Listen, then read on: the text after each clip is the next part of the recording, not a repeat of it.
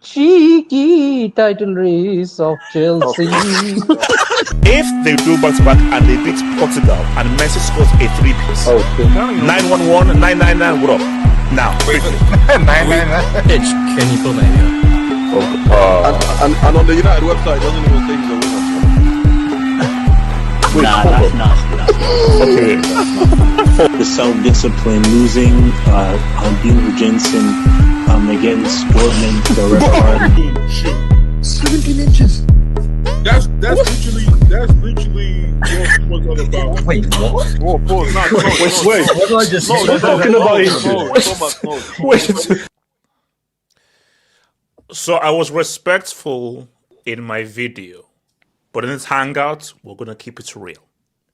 We're going to talk about Salah in the most honest hangout way possible.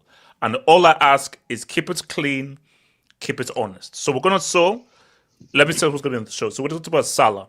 He's leaving Liverpool. His Liverpool's legacy. That bomber's piece of crap character says he's the 6th greatest Liverpool player ever. We're not repping Ian Rush or Kenny Dalglish or this piece. With all due disrespect, we're not repping Dalglish. And Graham Stuff. We're not repping those guys in there. You're not repping your contemporaries. Those are the people that you were watching. Why are you not repping them? HH, they're your man. HH, they're your man. Yeah, sure. I turned 22 this year. Thank you very much. So we're now, and then we don't have like an overall EPL, because I know what the EPL ranking is.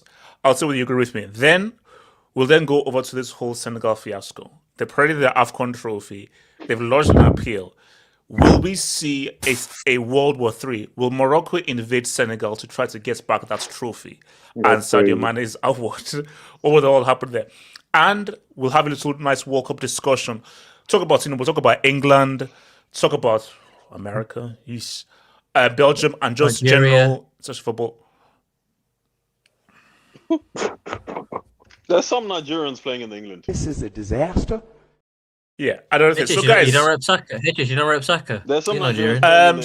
So that's the thing. So, guys, like the vid. Nigeria still watch Chukwuemeka chose Austria.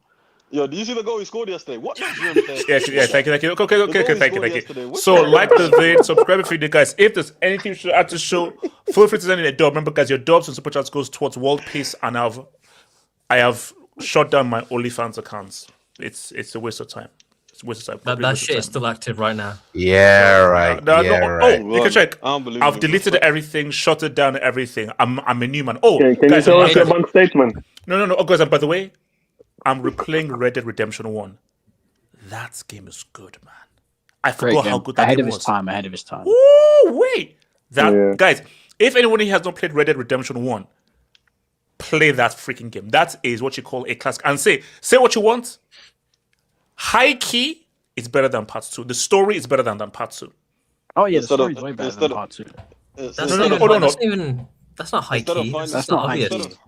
It's just drop a brick for yourself, slap yourself as well. Okay, so it's generally considered that the story is better than part 2. Yes, the story in 1 is better than 2. You try to be different, like, oh, I'm a pro gamer here. Look at me, guys. Instead of finding wife you're hip, we playing video games. I'm serious, guy. AJ, bro. What's wrong with playing video games? Wait, KJ, he's finding more weapons in. Your age mates are even I go. Hey, do you really want to know what my age mates are doing? I don't think you want to know. Some are married, some are on the hot shots. That's what I'll say. Wait, KJ, are you telling me HH is picking up more bounty in Red Dead Redemption than women in real life? Okay. Someone said it in it, not me in it, but I agree as well. Yeah, to be honest, kids are expensive, man. That shit got a lot, man. Yeah, Barry, thank you. You're not wrong. All right, so let's hit it, man. So, guys, here's the thing. Actually, you know what? I'm going to start with since I just I'm going to start with Undisputed. So Undisputed, just to set off the tone, let's go light and then we'll now go even deeper. So Undisputed, thoughts on Salah? Massive pause, by the way. Okay. Hey, yo, pause. Come on. So Undisputed. So wait, how deep we delving here? So Undisputed, thoughts on Salah leaving? Like, are you happy? Are you unhappy? Would you want him to set his contract? Thoughts? It should have happened. Like, honestly, looking back, like it probably should have happened last summer. I don't like him in the state he's currently in, because all it does is give free shots from fan bases of other teams, like other fan bases, to literally just take shots at him. Oh, he's shit. Oh, he's shit. Oh, he's shit. When he's cleared, anyone who's moderately intellectually honest can clearly tell he's declined. This is not the same player as 2018. But some stupid, immature, very childish people will continue to take shots at him. But the fact of the matter is, listen, money makes with that evil love, man. Here's the truth. No. We're gonna be honest here. Okay, so call it. Okay, so we start with prop, and then all these other 9 losers in this hangout are gonna slander him. That's fine. Listen, here's the fact of the matter. In his time at Liverpool, 9 years, whatever. First in goals, first in open chances created, first in goals, and second, and this is going to shock some people, second in dribbles. Does that shock you? What counts as a dribble? Yeah, dribbles and kneecaps. Bro, nah, come on. I'm there. Who's number one on that list? We're not rating those dribbles, bro. I don't care, who's man. number one on that do list? knick-up dribbles count? I don't know. No. Can you tell me who's number? Does that shock you guys that much? Undisputed. Yes. Undisputed. I'll give you those number one on that list. It doesn't. Undisputed. Who's number one on that list, please? Wait. Hold on. Let's explain. Yeah, who's number one? Hold on. 2 years of Can you Salah explain? being there. No one else is a really good dribbler during Salah. Wait, hold on. Let me put it. That's what I'm saying. But as he said, there's been no really good dribblers in the Prem. He's been the best dribbler, or the second best dribbler in the Prem during his time there. And the fact of the matter is, this is the only objective way you can rank attacking players. You rank them creativity and goals. That's it. Anything else is just make believe, like all this eye test nonsense. That's a matter of fact. And another fact. The only player in Premier League history to win 3 PFA Player of the Years. And this is actually valuable because the players voted him the best player in the league 3 separate occasions. On the no one else has done that. No one else has done that. Players on executive rights people. Which one of them was undeserved? I don't know. What years were exactly. You got to name the years. Mate, I would say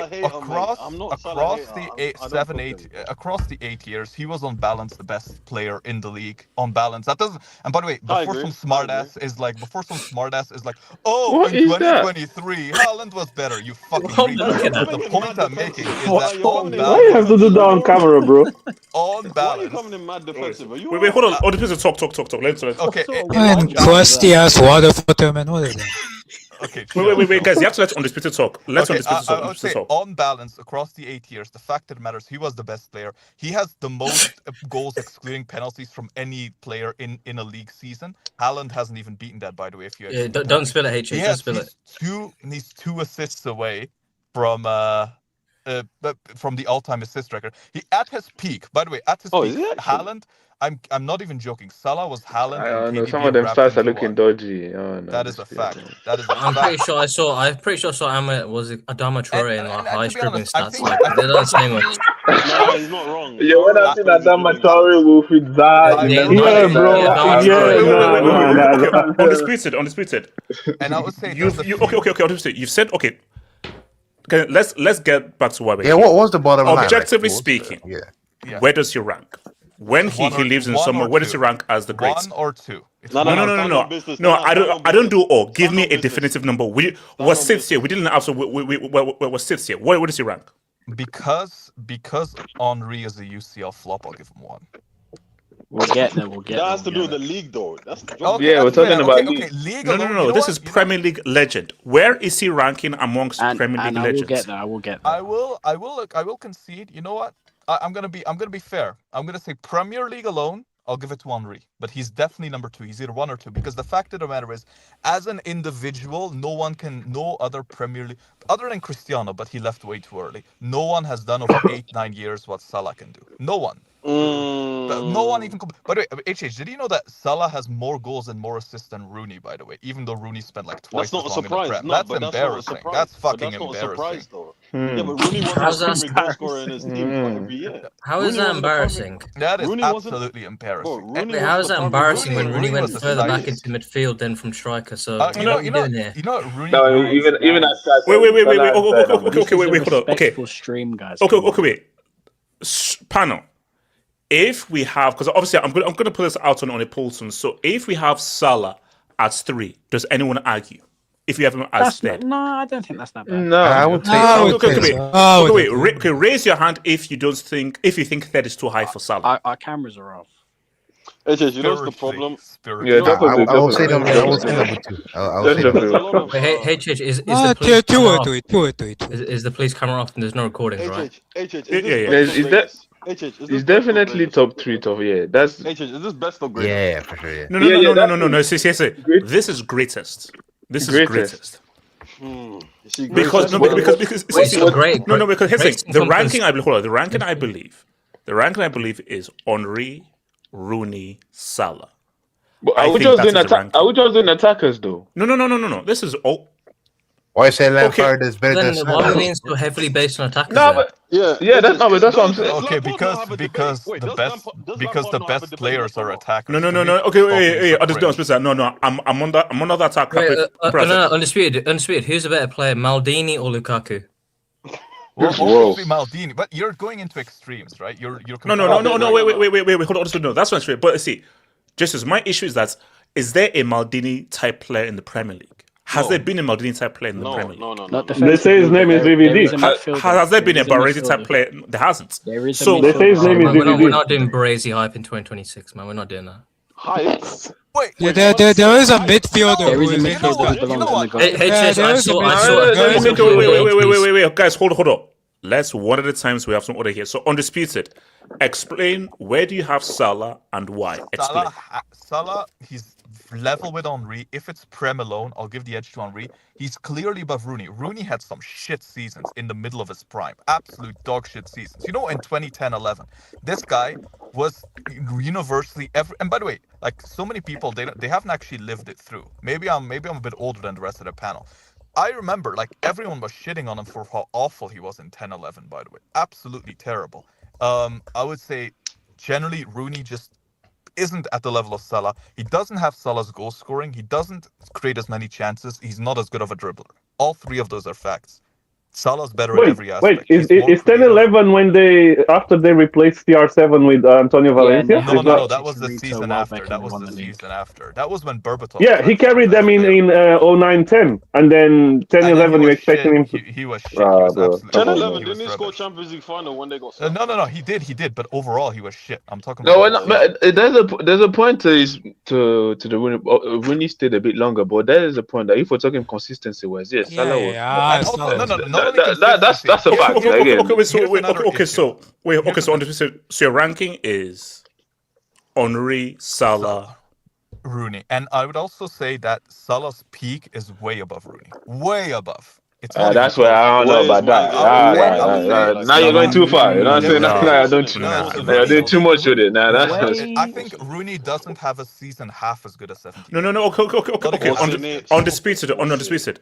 At Rooney was the way Rooney was regarded in arguably a much more congested time for attackers. The amount of attackers rather than just 2 aliens. Are you telling me that the way Rooney was regarded at his peak, Salah was regarded the same way globally? you know what? I actually went back and did a little bit of research, just looking at old like messages, particularly like how people used to perceive.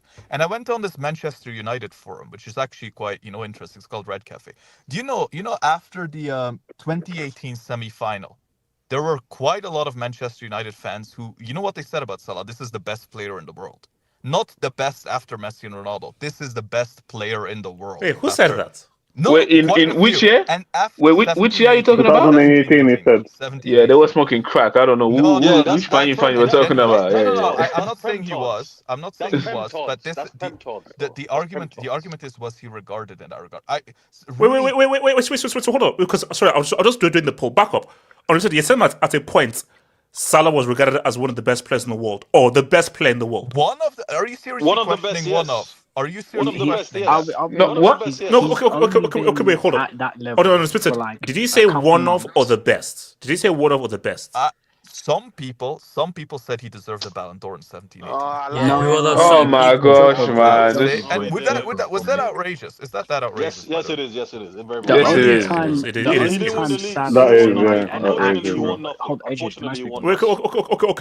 would say in 17-18, like I'm telling you right now, what Salah did in 17-18 is way beyond Rooney. There's no Rooney season even close to it. Not even close. No, he's not lying. No, not even close is a bit too much, but that's true. That's true. It's also undisputed. You can also argue the 24-25 season where he led Darwin Núñez to a league. Oh yeah, I agree. Rooney as an individual. Yeah, he had a great start, but I don't think he could do that as an individual. Yeah, but okay. So here's my thing, and then I'll go to one minute. So my thing is, yeah, when you say greatest, you have to take everything into account. So, for instance, I don't think Salah is top 3 best players in the Premier League. No. Just purely on times and best. Because that's when you have Hazard, you have Cristiano, you have Rio, you had all of these other guys. But for greatest, it's how good you are, what you achieved, and what you did. The issue, because for me, I think that we're going to all agree that on reason number one. No one is going to dispute that. The bone of contention is Rooney and Salah. The reason why I have Rooney over Salah is, despite Salah having crazy peaks, I look at the entire package. I think that as Rooney as a player, as an overall footballing talent, I just think it's simply better than Salah. I think and also when you think of the multiple positions he played at a high level, you've just got to. I mean, what are we saying here? Well, HH, here's the problem. Like, and also, here's the key thing. How much? So when we're having this EPL grades conversation, should we bring in how well you did in the Champions League, or is this solely what you did in the Premier League? No, he cooked Henry. I did cook Henry on that, but I think it should be mainly Premier League. Okay. So, you know what? Money Miss, talk to me. Money Miss. You know what the problem is? Everyone always talks about Champions League in this like GOAT Prem debate. The problem is that there isn't actually a player in the Premier League who has an outstanding Champions League resume. That's the honest truth. Like, Henry has one legendary season, 2005-2006. But so does Mo Salah, 2017-2018. Don't bring me the year Liverpool won the UCL. He was not good that season. And crucially, he didn't play in that corner taken quickly. So the year they made the final in 21-22, he also was not good in the knockouts that season. Same with Wayne Rooney. Wayne Rooney does not have an outstanding UCL season. Do you know what the funny thing is? Wait, hold up. 07-08, that was what? Cristiano, Tevez, and Rooney. Yeah, Cristiano was crazy. It was clearly Cristiano FC. Yeah, Cristiano in the Champions League was there. That was Cristiano. Okay, you know the season that Rooney was gonna have was the one that one of the fullback twins got sent off against was it Bayern? Yeah, and then Robin scored that crazy goal. I think Rooney was going to have a great UCL season that season, but because of that, 2009, 2010. He was good in the 2010 season. He was carrying that team. Wait, Betsy, they have names. Betsy, they have names. It's Fabio and Rafael. Are they like the Yin Yang twins? Just call them the Yin Yang twins. Fabio and Rafael, I remember that. Thank you. They have names. What's called Money Miss? The thing is that this debate's like obviously interesting because there's flaws and there's positives to like all the players. So like I'll start with my guy Henry. First of all, Henry, I think like when you talk talent and skill wise, he is like the best that the league has ever had. When you just talk from a pure talent perspective. However, the issue with him is that Arsenal did have a tendency to under-deliver. Arsenal should have won a lot more trophies. And it's not just the UCL. There were seasons when Arsenal were top of the league with 3 or 4 games left and they didn't see it out. Okay, so sorry, quickly, can I ask a slightly controversial question to you? Slightly controversial. Yeah. Pertaining to Henry, did Salah do more with less? No, because you also have to look relative to the competition. And this is where I'd want you to pull up my AVI. You talked about how Mo Salah carried Liverpool to a league title last season, and they couldn't have done anything without them. The team who was in second place played with a central midfielder at striker for half the season. So that's who you're carrying against. Did both his wingers? Well, but what about Peak City though? That is unbelievable competition. Fair enough. But again, I wouldn't say that's also carry job because Mo Salah had. This is where the problem is. Like people overuse the term carry. Like that's you can be a big contributor, but carry is not like you're a good part. Because, like, for example, I wouldn't say Henry carried Arsenal in the league titles. Carry for Mo Salah is what he did in the first season of the UCL, 17-18. That's carry. Because that Liverpool team shouldn't have made the final in 17-18. No, come on, he carried last season. Moneymace, could I just ask you, do you agree, though, out of the three, Henry, Salah, Rooney, do you agree that Rooney was the least important to his team? Yes. Yeah, because... 100%. Yeah, 100%. No, I do think that. But also... No, Grant, there's no 100%. That's a fact. He was the least important. Of the three... He was the least that the team relied upon for them to win, for sure, easily. Well, it depends what time frame you look at it, because Manchester United from 2010, Man United from 2010. Post Ronaldo, yes. Go look at some of those teams, HH. They stink. Like I'm seeing John O'Shea, the Raphael brothers, Nani and Antonio Valencia on both. But Darren Gibson, Tom Cleverley. Fucking so when Cristiano left, but hold on. When Cristiano left, homeboy got Van Persie, and I believe that that was a few years after. That was like 4 years afterwards. Okay, hold on. Let me just ask. Okay, was there a league United won when Rooney was the first option? He was never 2011. Hold on, real quickly. No. He was never the top scorer in any of the leagues he won. Berbatov. It doesn't matter if he wasn't top scorer. No. Berbatov was by far the best player in 2011. Berbatov. No, he was not. Yes. Well. The streets are saying 2011. Look. Undisputed. The streets are saying 2011. Wait. Hold up. Money mace. The problem with 2011 Berbatov was I'm pretty sure he had like a couple games where he stat padded a lot of goals, and then do you know that was the Blackburn season when he scored 5 goals in one game, I think. Of his 19 goals, 5 of them came against Blackburn in one game. Like, He wasn't a consistent player throughout the entire season. He stat padded a lot in like 2 or 3 games, and then that was like the majority bulk of his goals that won him the Golden Boot. But Rooney was a better scorer. So like Rooney scored a goal here, a goal there, a goal here. How many did he score in total that year? How many? No. Undisputed. You can't just do it down to numbers. He had more game winners undisputed. He had more game winners. Yeah, just watch like the influence a player had over a thing. Also, because he was he was also undisputed. All because you have the highest. Undisputed. All because you have the most goals doesn't mean that you were the best player. All because you had the most goals. Wait, no. Ricardo, say that again to Undisputed. You can technically watch a football match through a calculator, by the way. No, but anyway, HH, like, I'm trying to program down my graphing calculator, actually. No, because I'm trying to see if that's possible. I don't know why you're closing the debate to just Rooney, Salah, and Henry. I think there's someone else in there. Exactly, man. Bring it in. No. Wait. Bring in Super. Oh God, Blondie. From that eats waffles in Brussels, that dude? No, because isn't he ginger? Yeah, no, hold on. It's ginger. Now, I know you've said in recent years that Kevin De Bruyne has helped Pep Guardiola get a career, right? Industry plant. You've given him a career. Now, AK, I'm wondering, do you have that piece of evidence that I sent you that you could perhaps play to? I'll play it in a little bit. You guys are cringe. If you could, get a life. Hold on. Damn.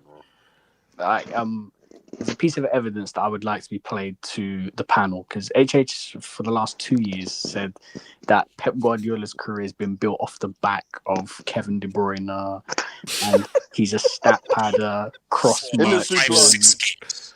Hazard carried De Bruyne through that whole thing. De Bruyne is a system merchant. He relies on the system. He relied on the Wolfsburg system, relied on the City system. He cannot think outside of the system. He can't think out of the box. He doesn't have the imagination to think outside of the box. Pogba has the swag, the imagination, and the creativity to think out of the box. Hence why De Bruyne will do nothing without those garbage brains of the United. But Pogba, with those useless people, can still rise and do something amazing. So HH, now you are such a GOAT analyst. What kind of system is that? You are such a GOAT analyst. You understand football to such a high level. Could you please break down to everyone on the panel what is the Wolfsburg system? Who is the manager? I need to know what that is. Who was the manager of Wolfsburg? Okay. So hold up. Do you know in science there's always an anomaly? Yes. So Wolfsburg was a small always. Don't say always. Who was the manager? What was the system there? Who was that manager to put such a great system? Look. Shout to I think was the other guy called Arnold Man. Shout to Arnold Man. Hey, what do you know about Bastos? What do you know about Bastos? Wait, Bastos, he gave me career. Nah, you're shameless.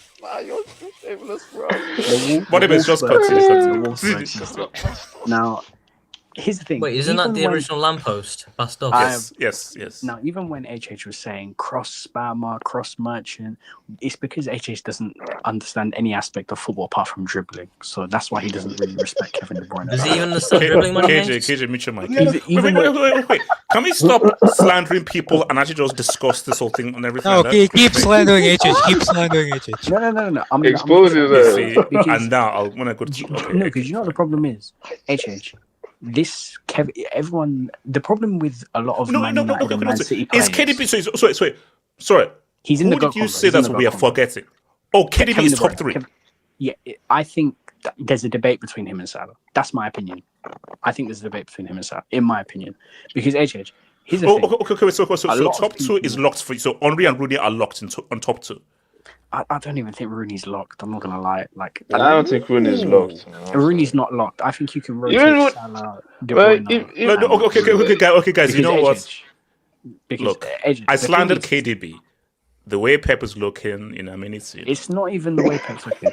You see, the thing is, HH. Like, I've seen KDB he's gonna drop. Man City are gonna drop points. Now, trust me, they're gonna fall off. They're gonna do this. They're gonna do that. Yeah, they're playing so dead. And then Kevin De Bruyne comes off the bench and in 2 minutes just scores a wonder goal. HH. This guy could hit the ball out off of both feet any corner you want. He could beat. Was he there when they got 100 points? Yes, he was there when they got 100 points. But KDB. No, but he wasn't there for 98 points. Yeah. This is the issue. Wait. Let on dispute it. Okay, dispute it. Yeah. KDB makes things a bit interesting. No. KDB, I rate him very, very highly, but I have the same problem with KDB as Rooney. I feel like they were not that important to their team. KDB is more important. No. I'm saying. Hold on. That's a point. This is a disaster. Are you no. willing to Honestly said, from what we've seen this season, and I am the biggest KDB hater. I'm a professional KDB hater. I've been doing it for years, bro. So I'm a pro. I was gonna say relative to Salah and Henry, because what I was gonna say, they literally got 98 points with him injured. Is that not true? Did that happen? And how many league titles did they win with him? Can I No. The point I'm making is relative to Salah and KDB. You don't get relative, relative. Like, do you not hear?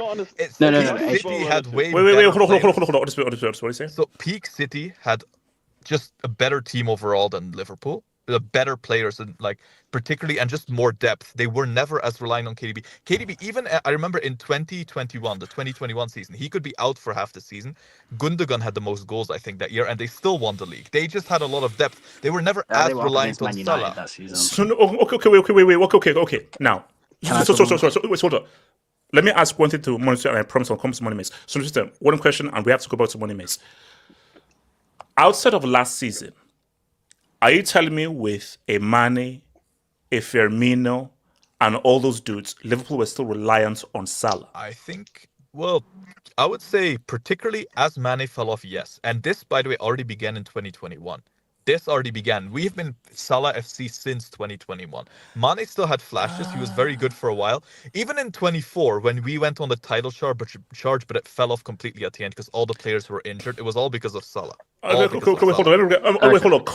Cosmic in the streets. Is this facts or lies? Cosmic in the streets. Talk to me. Money Mace, go for it. It's funny how Liverpool fans talk now compared to 2019. It's so funny. Could you know what the thing is? Like, I don't have 2 league titles because of Kevin De Bruyne. Like, Kevin De Bruyne just came to the Emirates and lobbed the goalkeeper. Yeah. It just off of randomness. Kevin De Bruyne, that 4-1 game when Arsenal came to the Etihad, and I was thinking, man, we got to win this game to stay in the league. De Bruyne killed us in like 30 minutes. In 30 minutes. Do you not remember when Liverpool and Man City were going at it 21-22 season? Oh, it's going to be a close one. Oh, Man City, they go away to Wolves. They've not won there in 4 years. And this was when Wolves were a difficult mid-table team that used to beat a lot of the top teams. And everyone's like, yeah, difficult game. Kevin De Bruyne, outside the box, right foot, 1-0. Outside the box, left foot, 2-0. Outside the box, 3-0. Right foot, 4-0. And he scored 4 goals in like one half of football. This guy is, I can't even describe him. He's like King Von. Like, he's genuinely like King Von. This guy is like... What can you trap in this mean? Hold up. So, has KDB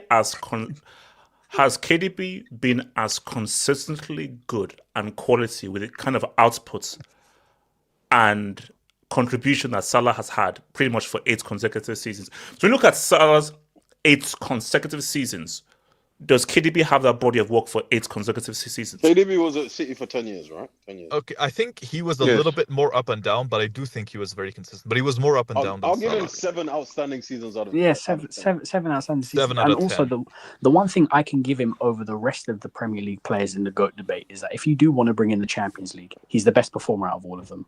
He just is. Like, didn't he duck smoke that 1 year against the Blues? But that's fine. I mean, he ran into Antonio's shoulder and then cried. Another guy that's been left. Don't do revisionism on Kevin De Bruyne's UCL career because Rudiger elbowed him in the face. Ran into his shoulder. No. KDB up until the final was money. In the final, he choked. Okay, but up until the final, he was amazing. Okay, yes. That's one campaign. Then talk about 21-22.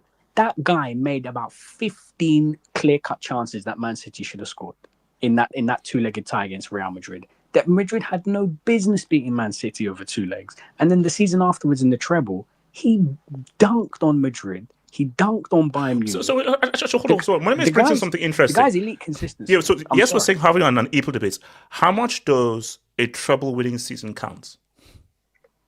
Well, considering how good he was. I feel like KDB that season was important, but it was not. I feel like Gundogan, that was more of his season. There's been 3 treble-winning seasons in the Premier League history, and one of them was 99, where United were ass, bro. They won the FA Cup on like an own goal. They won the league by like 2 points, and then they caught life. Good. KJ, you can't talk if you're going to speak treble. And then even the season after. Okay, so I'll come to Ricardo then. And even the season afterwards, when they won the league in 23-24, I get Foden won Player of the Year, and he got the trophy at the end of the season. But when Foden was doing well at the start, City were just staying close to Arsenal and Liverpool. It was only until Kevin De Bruyne came back that he surged through and City started just winning games. Yeah, through his performance. That Newcastle game, bro. That pissed me Bro, off. that Newcastle game's fake. And David T, don't bring up Scholes. Like, bro, all these English fans Giggs, love to bro. have Giggs is up there, bro. Scholes, Gerrard, Lampard Giggs debate. is up there, bro. Giggs is up there. Giggs. Nah. That guy played for 20 Criminal years. record tax. Criminal That guy- record I don't know why that he's guy put some played for respect on 20 Scholes' years, name. bro. He's Put not- respect on No, guys are just Wait, Wait, hold on. Money Wait, can I just ask to Money Mace? Do any of these players retire, then come back at retirement to win the Premier League title? I just want to know. Wait, I don't know what you want to shit on like the scores or the Lampers. Like these guys have No, you like, can't. they can be like top five. But you can't. De Bruyne You is can't. bad, man. De Bruyne is bad. But again, we can say he's better than because we were talking about. Wait, hold on. Is De Bruyne better than Scholes? Yes, he is. Yes, he is. In a different. In a different. They're not They're the same different type players. of player. They're different. Yeah, You so see, they're different again- players, and there's differences there. I don't think De Bruyne is better than Scholes, bro. Yeah, and we No, but- looked at De Bruyne. He should. Wait, No. I just want to HH. I just want to I don't understand know something. about With that. your criteria, HH. How can you, with your criteria, you look at trophies and you obviously value. So No, this not is mean the greatness criteria you're saying. Not necessarily. Whatever. Like, how can you rate Henry above Scholes in the Premier League with your criteria? Yeah. Greatness is you're taking everything into account. So you're taking trophies, how good you were, your impact as an individual, and you take into account. It's a title. It's sort of it's put this way. It's titles won, your contribution to those titles, how good you were as a player, and how much you had an impact as an individual. No, but you're a contribution merchant. You know, you're always like, Di Maria carried Messi and all that stuff. You're a contribution guy. What trophy has Scholes won being the best player for Man United? As J Swears just said, this guy was sitting down in his couch chilling, and Fergie called him up. Scholes was arguably the best player in that league when he came out of retirement and was key to winning that league. No, Money Mace, you do realize because I remember watching that season. Money Mace, he was holding Darren Gibson and Tom Cleverley's hand to a league title. I'm just saying. Yeah, that's crazy. Come on, bro. Come on, bro. No, but this is the thing. The context of all of this is that some of these guys, bro, United is such a difficult debate just because the standard of players they've had. Yeah, around. because the That's team. why I find it very hard to like give it to a United player. Like, I'm sorry, the team Okay, wait, hold on. Let me come to Ricardo then to AK. Ricardo, talk to me. Can I go after So where do you put KDB? Yeah, and then so Ricardo, AK, KJ. Wait, you asked me where I put KDB or Salah? Can I go after KD? No. This is Salah. So basically, Salah. Where does Salah rank amongst EPL greats? And we couldn't tell which one it was gonna be. Yeah, no, I mean you said KDB. That's right. No, I think he's certified top 5 for sure. Like no debate. I think depending on what area you grew up in, you're gonna probably place him top 3, and then obviously depending on what team you support, you're gonna put him as top 1. The conversation in terms of what the greatest Premier League player. I mean, there's. So you know what? It's actually interesting for you because you're looking from the outside in. Yeah, I mean, I don't want it to be a thing of recency bias too. Whereas in like now we're gonna disregard someone like Rooney, and then obviously midfielders don't get anywhere near the same amount of love as forwards, so then that eliminates KDB. I mean, it's obviously easier to quantify the numbers of Henry and Salah and even Ronaldo. I mean, he's top 5 for sure. Like, I don't think you can argue that he's not. And then top 3, you can have. No. Give me a number. Give me a number. Let's be serious. Give me a number. This is just Premier League, so this eliminates anything done Premier League in the Champions League. No, Premier League. Ah, man. I would have him somewhere between 2 and 3. 2 and 3. Just because I think some of you guys undersell KDB a little bit. I hear the arguments against him that, there was seasons where he didn't play and you got, the team still acquired 97 points. Okay, so you're saying, so you'd have Henry, KDB, Salah. My KDB and Salah is depending on how I feel that day. Because, like, at the end of the day, KDB was the face of the most dominant dynasty in Premier League history. However you want to put it. United dynasties. Let's be serious. Nah, it literally was. They did win more leagues, to be fair, but They this never had a is more face. dominating. This is more dominant. This is the most dominant legacy. Yes, ever. like Ferguson's dynasty may have lasted longer, but Pep Guardiola's dynasty had higher peaks. Yes, 100%. Yes. And at the end of the day, KDB was the highest. Was the face of that. Now, the only thing I would say, other than the fact that KDB got injured a few times, is that there was some times in those dynasty runs, especially in the latter, that's like the second half of the run, where you can make the argument that Rodri was actually more important to the team than KDB was, because HS doesn't want to hear that. Yeah, no, I know. And Rodri essentially turned into the system, but it is what it is. Look, I'm not up for this idea that forwards are better players. And even if you were to agree, like I could agree that maybe forwards are more skillful players, but I genuinely do think that midfielders are generally smarter players. Yeah. The thing with Salah is his sheer consistency. Sheer consistency is like what makes him stand apart. And that, for me, makes him closer to Henry than he is closer to KDB. But at the end of the day, the reason why someone like Henry gets put at number one so consistently is because not only the player he played, the player he was, but he also defined an era with Arsenal. Liverpool, to be fair, their time with Salah has more so been just them consistently being second place to Man City. As harsh as that may sound. But you do realize Salah's won more than Henry, right? Salah's won more with Liverpool than Henry won with Arsenal. We're talking about league titles. No, but even then it's 2-2. Like you can say Henry's career is defined by being. No, Henry won 2 league titles. No, Henry won 2. No, Henry only has 2. He only has 2. Huh? He didn't win the 98 one. This is like saying Henry's career is defined by being second. Do we do COVID titles here? Do we do COVID titles here? I'm just wondering. No, but would you not say? Yeah, because of 2021. HH, do you not think it's curious though? Like both the 1 and 2 in the Prem were in inferior teams to their opponents, whether it's Ferguson or Guardiola. Wait, what? Nah, I don't. Yeah, they were though. They were like what I'm saying is no. that What I'm was saying, an inferior. Are you sure about that? Should we go back to old Liverpool conversation? Nah, I mean, now we're cross-examining that we can't really cross-examine like on an objective basis. That's just based. Okay, well, Henry, yeah, whatever. But when your direct competitor, his legacy is aligned with yours, and he one-ups you so many times on accomplishments, you have to take that into account. And I just think that the competition between Man City and Liverpool, where both KDB and Salah were spearheading those teams, KDB ended up consistently with higher results. So Ricardo, would you say that KDB was as important to City as Salah was to Liverpool?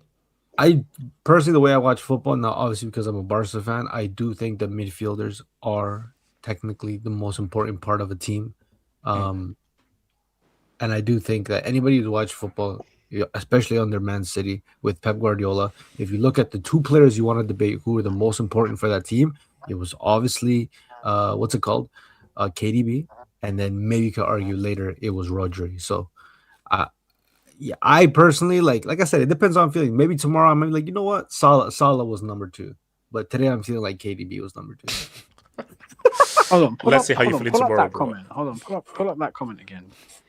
Well, okay, so if KDB was not Man City's main player, then who was? They didn't have one. It was like United in the early 2000s. I was about to they say, didn't it's have kind one. of... Yeah, no, KDB was the face per se, but there was seasons... Seasons Gundogan was very key. Yeah, there was a Gundogan season, there was the Haaland season, there was the Rodri season. Aguero in 17-18 and 18-19 as well. And let's be honest, it's like asking from 97 to 03, who was Man United's main player? They didn't really have one. They didn't have one. There's some teams between 97 and 03. But there were seasons under Liverpool where they literally Liverpool made Van Dijk as like the holy grail of that season. Yeah, but the thing is, Salah always stood out more for Liverpool than KDB did for City, and that's just and you see, and that's for me that's why it's unfair sometimes, because just because you played with a great team or whatever, that doesn't diminish your performance per se. So just because KDB was not always the guy in the season, I don't think that should be diminishing his status compared to Salah or whatever. Yo, can I even ask you at some point, at some point, guys were having the Salah Mane conversation as well. Those times that we were there. So I don't like when guys. No, because it's just like, was Salah just completely clear of Mane? He wasn't clear. As Kenny just said, we said like, is it Salah? Is it Mane? Is it Mane? Is it Salah? I remember like when Liverpool won that league, Mane's goals led to most points and most wins for Liverpool. Wait, hold on. HH, you rate creativity, right? Yeah, we're starting to get old, man. Can I speak? Wait, hold on. Let me come to AK. Can I ask a quick question? Can I go what's to quick KJ? question? What's quick question? KJ. Was KDB more important to City than Lampard was to Chelsea over those years? That's what I was gonna say. He's another guy that's getting slept on. Yeah, but also you can it's a simple argue question. that there are some. I mean, it was a one-two punch of Drogba and Lampard, bro. Take Lampard. Shout out to Lamppost. HH, stop. HH. Oh no! Look, bro. Lampard did his thing, bro. A midfielder scored all those goals. He did his thing. No, but it's not. But if we're talking consistently as well, the guy for like 10 years, the guy was double-digit goals, and he was the best player in some of those. Like the first Premier League that won, he was the best player. That was like he was. Like, I love Drogba, yeah, but Lampard was. No. Lampard did his thing, bro. Lampard did his like as Chick's manager, but as a player, the guy did his thing. AK, talk to me. AK. HH man, how are you doing? So these are two things that AK says. How are you doing? And here's the thing. I'm doing swell. Here's the thing, man. There's no more De Bruyne receipts. You're safe. Yeah. There's no. And going high pitch when he's upset. Yes. I think in terms of Mo Salah, man. Shout out to my North African brother, bro. He came Shout out to not real Africans as well. Yeah, according to it. But shout out to my North African brother. He came to Europe with nothing more than a Goodwill jacket and a small suitcase, and he became one of the best players in Premier League history. So shout out to him. Mashallah. Did he bring his Christmas tree as well? Okay, just go. I think for him, I would agree with Ricardo. I'll put him 2 or 3. It depends basically whether him or KDB. It depends on like the side of the bed I wake up on that day. I think for Salah, I think his consistency in production. I think the level of goals and assists he used to get on just like a consistent basis, even against the top sides. And like, bro, like I know, people were talking about, Arsenal had Mourinho up top, bro. That 24-25 season, man. Like, brother, you're telling me the guy led Darwin Núñez and Cody Gakpo to a league title. Hey man, put some pressure on Darwizi, bro. It's Darwizi to you, bro. Bro, you know what Darwizi did yesterday? The crowd was cheering for Uruguay. He told them to quiet down. And then he told them to make some afterwards. This is a disaster. That's the guy who Salah led to the league. That's the guy. And also, isn't it the first guys to do step overs in slow motion? Yes. Shout out to Eric. Eric Garcia still fell for it. Yeah, we give that guy a career, man. In terms of KDB, I also think he's up there. I think in terms of. Okay, I need a number. Don't say 2 or 3. We are sixth here. Who is 1? Who is 2? Who is 3? Based on how I'm feeling today, I'll give him 2.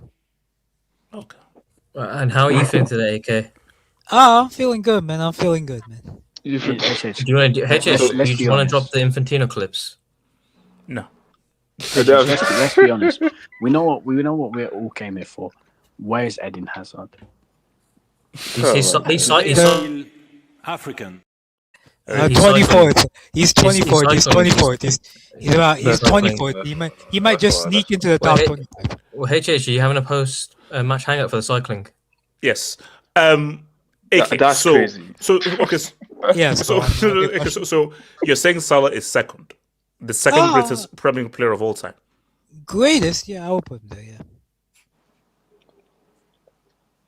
KJ, grab the mic. Can I go after KJ? Yes, sir. Can I go after Kenny? I mean, you can make that. We can make that face all you want. I'll just claim racism and say you hate North Africans. But okay. No. AK, no. I didn't. I'm like, that's fine. I mean, Well, Hazard is North Wait, African, isn't my, it? my body, my choice. HH, you What's it are called? racist then. KJ. So KJ. you do hate North Africans. I So you do I hate love them. North Africans, bro. Morocco. KJ. That's not going to be a tune. That's not going to be a tune later down this. Later down this hangout, that's not going to be a tune. But AK, you guys have beautiful women and nice food, but you're a bunch of racists. No offense. Look, the thing is this, right? HH. why am I racist? Am I wrong?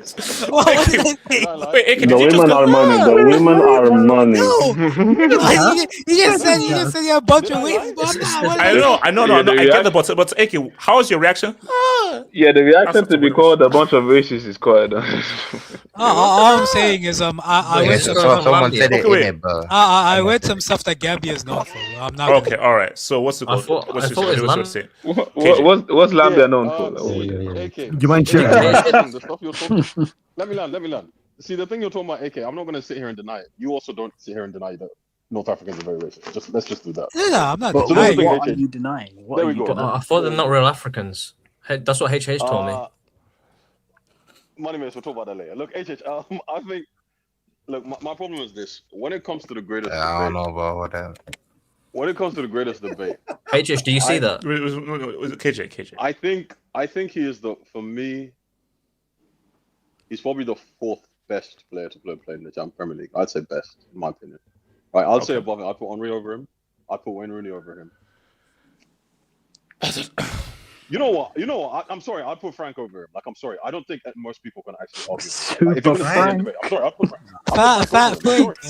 Fat Frank. No, KJ. My thing is this. The better argument is great. I want the greatest argument. Forget best. Greatest. I want the greatest argument. Super Frankie Lampard. Okay.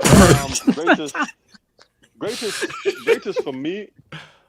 For me, once again, greatest.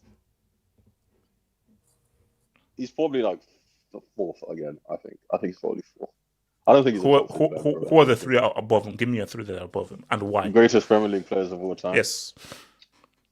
I'd put Henry at number one. Mm-hmm. I'd put Rooney at number two. I just know what I saw, and undisputed. I don't know why he likes to talk out of context about what Rooney was playing with, and the third. AJ, how much credence are we putting towards the late 90s, early 2000s? Because there has to be someone there. Because this is my thing. Wait, hold up. Wait. Shearer. No, let me actually drop this first. So KJ, you don't have a name. You just said there has to be someone. Without actually having a name. No, KJ. How does that work? No, KJ, no. You can't just say like, oh, you know what? There has to be someone. I don't know who it is, but there has to be someone. He said Super Frank. You want me to be honest, right? Because AJ, you know what's the problem? My thing is this. AJ, my thing is this, right? I just want to go into context. I think it's very hard for me to say that someone's the greatest player in the league, like a top three in the league, when he's won 2 league titles in 9 years. Like, I'm sorry, I know context exists. Listen to me. Don't, before you start attacking me, I'm saying I understand the context exists, but 2 league titles in 9 years makes it, I think, kills his argument. No, and then KJ, which is why KDB is the most interesting name, because other than KDB, how many of those other names were critical to more league titles than Salah's? Only has 27 though, so it's not. Only has 2 and 8. 2 and 8 actually. No, and also KJ, greatest is we're taking everything into account. We're taking titles, we're taking impact, we're taking talent. I don't think titles is a fair argument though, because it's like the majority of these players we're talking about, they're competing against better teams. United players are too overly represented in that argument. If we're talking about titles, I can agree with that. Like Ryan Giggs, I'm not hearing it. He averaged 6 goals and 8 assists over 20 seasons. Allow it. But the thing is, right? I'd put KDB over him. I think he's probably reasonably speaking, the 4th best Premier League player of all time. In my opinion, I think he is. So you're saying that? So you're saying Henry, Rooney, KDB, Salah? Yeah, I'll say Henry, Rooney, KDB, Salah. Yeah, because I'm sorry. As much as I respect United fans, right? United players, like, I'm sorry, like Sir Alex, like outside of Rooney, like I'm really trying to think. Like, look, Scholes was great. What's his name? CR7 was great, but didn't stay long enough. Giggs was a scrub, and I don't respect him as a person because he slept with That's disgusting, KJ. What's it called? I'm sorry, he was a scrub. Like, I'm sorry. Look at the stats. No, don't let him sleep with his brother's wife, tainting the knowledge. Take Kubo numbers, man. That was Take Kubo numbers. United don't have a lot of all-time numbers. Wait, do you know what's funny? You know, assists back then in the 90s were different to how they're recorded now. Yeah, like, you know how we get the 2-yard pass that counts as assist. No. The Busquets pass back in the 90s was not given as assist. No. Rightfully so. I understand. Look, if we're looking at objectively, Giggs is not top 10 Premier League player of all time, and he was there for 20 years and he won 11 league titles. He's got the most titles, so I'm just putting if you take Giggs' consistency trumps almost everybody in this Can I just ask a question? Does Giggs have double the amount or more than Chelsea have league titles? I just want to know. Is it 13-6? Terry Flu's website. Mate, you're not wrong. Show me Giggs's conference league. I respect that, bro. Show me your treble. Sorry, KJ was KJ. Hold on, KJ. J2S, I understand your point, bro, but No, KJ. When I talk, I'm going to talk about how Giggs compares to your whole football club. Don't worry, we're getting that trophy topic. Mate, you know what it is. Once again, right? You're going off topic, bro. No one's comparing football clubs, right? And that's fine. If you want to say Giggs is the Premier League goal, I think you're. No, I'm comparing a football club with a football player. So Giggs versus Chelsea. And that's fine, but you're being silly, bruv. That's fine, but you're being silly, bruv. Because I can come and say Toni Kroos has being silly, bro. United. And United, I can come here and say, bro, I can come here and say Toni Kroos has doubled the Champions League that your team, your club has. Like, stop being silly. Yeah, and you're not wrong. Comparing clubs. Yeah, but no one gives. Yeah, you're not wrong. Wait, hold on. Well, that's beating Chelsea as well, isn't it? KJ. No, hold on. Let's get back to the thing. That is true, but he has 3 times more than Chelsea. KJ. So KJ, you're saying. So KJ, you're saying Salah is fourth. You need to stop being silly. Tell him to stop being silly for fuck's sake. Salah, yeah, I'd say he's fourth. Jeez, I think he's fourth. So triggered, man. I'd say he's fourth, right? I'd say he's fourth. Look, you know what it is? Last season, AJ, last season was possibly the greatest Premier League season of all time. You could argue this, that's fair, right? I think that I do think. Yo, bro. When it comes to Salah, No, KJ. What are you saying, bro? Right? I do think that when it comes to Salah, right? People underestimate the fact that someone like Mane had a Golden Boot winning season, right? He had other players in there who, Van Dijk reached a level higher than possibly any centre back we've seen in Premier League history. Like, we're not going to sit here and just act like the guy always carried, right? And we also have to look at the fact that, guys, when there were title races, we did acknowledge that he used to drop off towards the end of the season, and that means that when Liverpool were competing with City at times, he was nowhere to be found. That's. I'm sorry, I don't know. Anyone wants to argue that with me? So the thing is, if he had maybe 1 or 2 more league titles, give me 1 more league title. Right, give me 1 more league title and I'd have him top 3. I think. I wouldn't put Mane in this. I wouldn't talk about Mane because of a pedo tax, but that's just me. Bro, like fair enough. Fair enough. It depends on the country. We can put anyone in. That's fair. No, that's fair. That's fair. If you don't want to do that, that's fair. But like, my thing is this. Yeah, I think he's fourth. Look, no one can take away his legacy, right? The dribbling thing, it doesn't look great. But bro, like, so wait, hold on. Do you feel KDB was as important to City as Salah was to Liverpool? I 100% over a period of time. No, I don't think KDB was important to City as Salah was to Liverpool. But at the same time, City definitely don't win. Let's say probably he won 5 league titles. He won 5 league titles at City, right? Or 6? He won 5 or 6. He's not 6. No, it's 6. Is it 6? Okay, and he was important. He was the best player in maybe 3, and he was a key player in 5, right? He was a bit part player in the 6 because of injury, right? Yeah, in terms of winning, yes, City won, so you can put him up there. As an individual, right? No, I think Salah, like, bro, I'm sorry, I don't know where Liverpool would have been some of these seasons without Salah. Like, I really don't know. But that's the thing, he had a worse team, so you can say he's more valuable. Because he did, factually speaking, he did have a worse team. Okay, so who was after KJ? Oh, me. It was me. Barry, talk to me, and then Barry can yeah, and then Kenny. Yeah, interesting stuff. So I obviously top 5 when I combine everything, but in my personal ranking, I would say number 2. I think the guy I was debating the most for the second position was Rooney. When you combine the winning, the numbers, the moments and all that. But the question I was asking myself was, because obviously Rooney is the better player just when you watch him and his attributes. But the question I was asking myself, is Rooney's footballing talent outweighs Salah's production? And in my mind, I was like, no, because obviously Rooney was a phenomenal player, but Salah is also as well. And when you look at the guys that he was surrounded with, and the production of Salah season per season, and just everything that he's done, like this year was his only like season where it was like down. The rest of the seasons, like you could say, it was comfortably a top 3 player in the league. It's seasons in a row, yes. Yeah. So I think there's too much going for Salah, and I would say he's number 2. Yeah, in my personal ranking. Kenny. Come on, rep your boy Lamsbron. Excuse me, Kenny. I just want to say one last thing. And the winning the 2 leagues in 9 seasons, I don't want to do that because like it's football. Like 11 against 11, you can't put the winning in one guy only. And he's facing the greatest dynasty in the history of the league. That's not fair to do that. And also, Barry, invent your points as well. 97 points wins the Premier League like most come on, seasons. Dog. So you can say 2 league titles, but when you use context, you're going up against the most dominant dynasty in EPL history. So should have got 9. Yeah, you can't do that. That's not fair to him. Yeah. Look at this. So what's Henry's excuse, by the way? Was Fergie's team as good as City's team? No, it wasn't. So why does he only have 2 then? No. Why does he only have 2? It wasn't. What do you mean? Champions Leagues? No, 2 Premier Leagues. He only has 2 Prem. No, that's what. For me, that's what. Because he went ring chase last No. But my thing though is, again, we're taking every single thing into account. So even if the team wasn't as good as City's team, it is still a guy who we consider one of the greatest managers of all time in Alex Ferguson.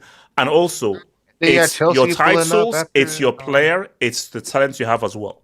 So we're taking everything into account.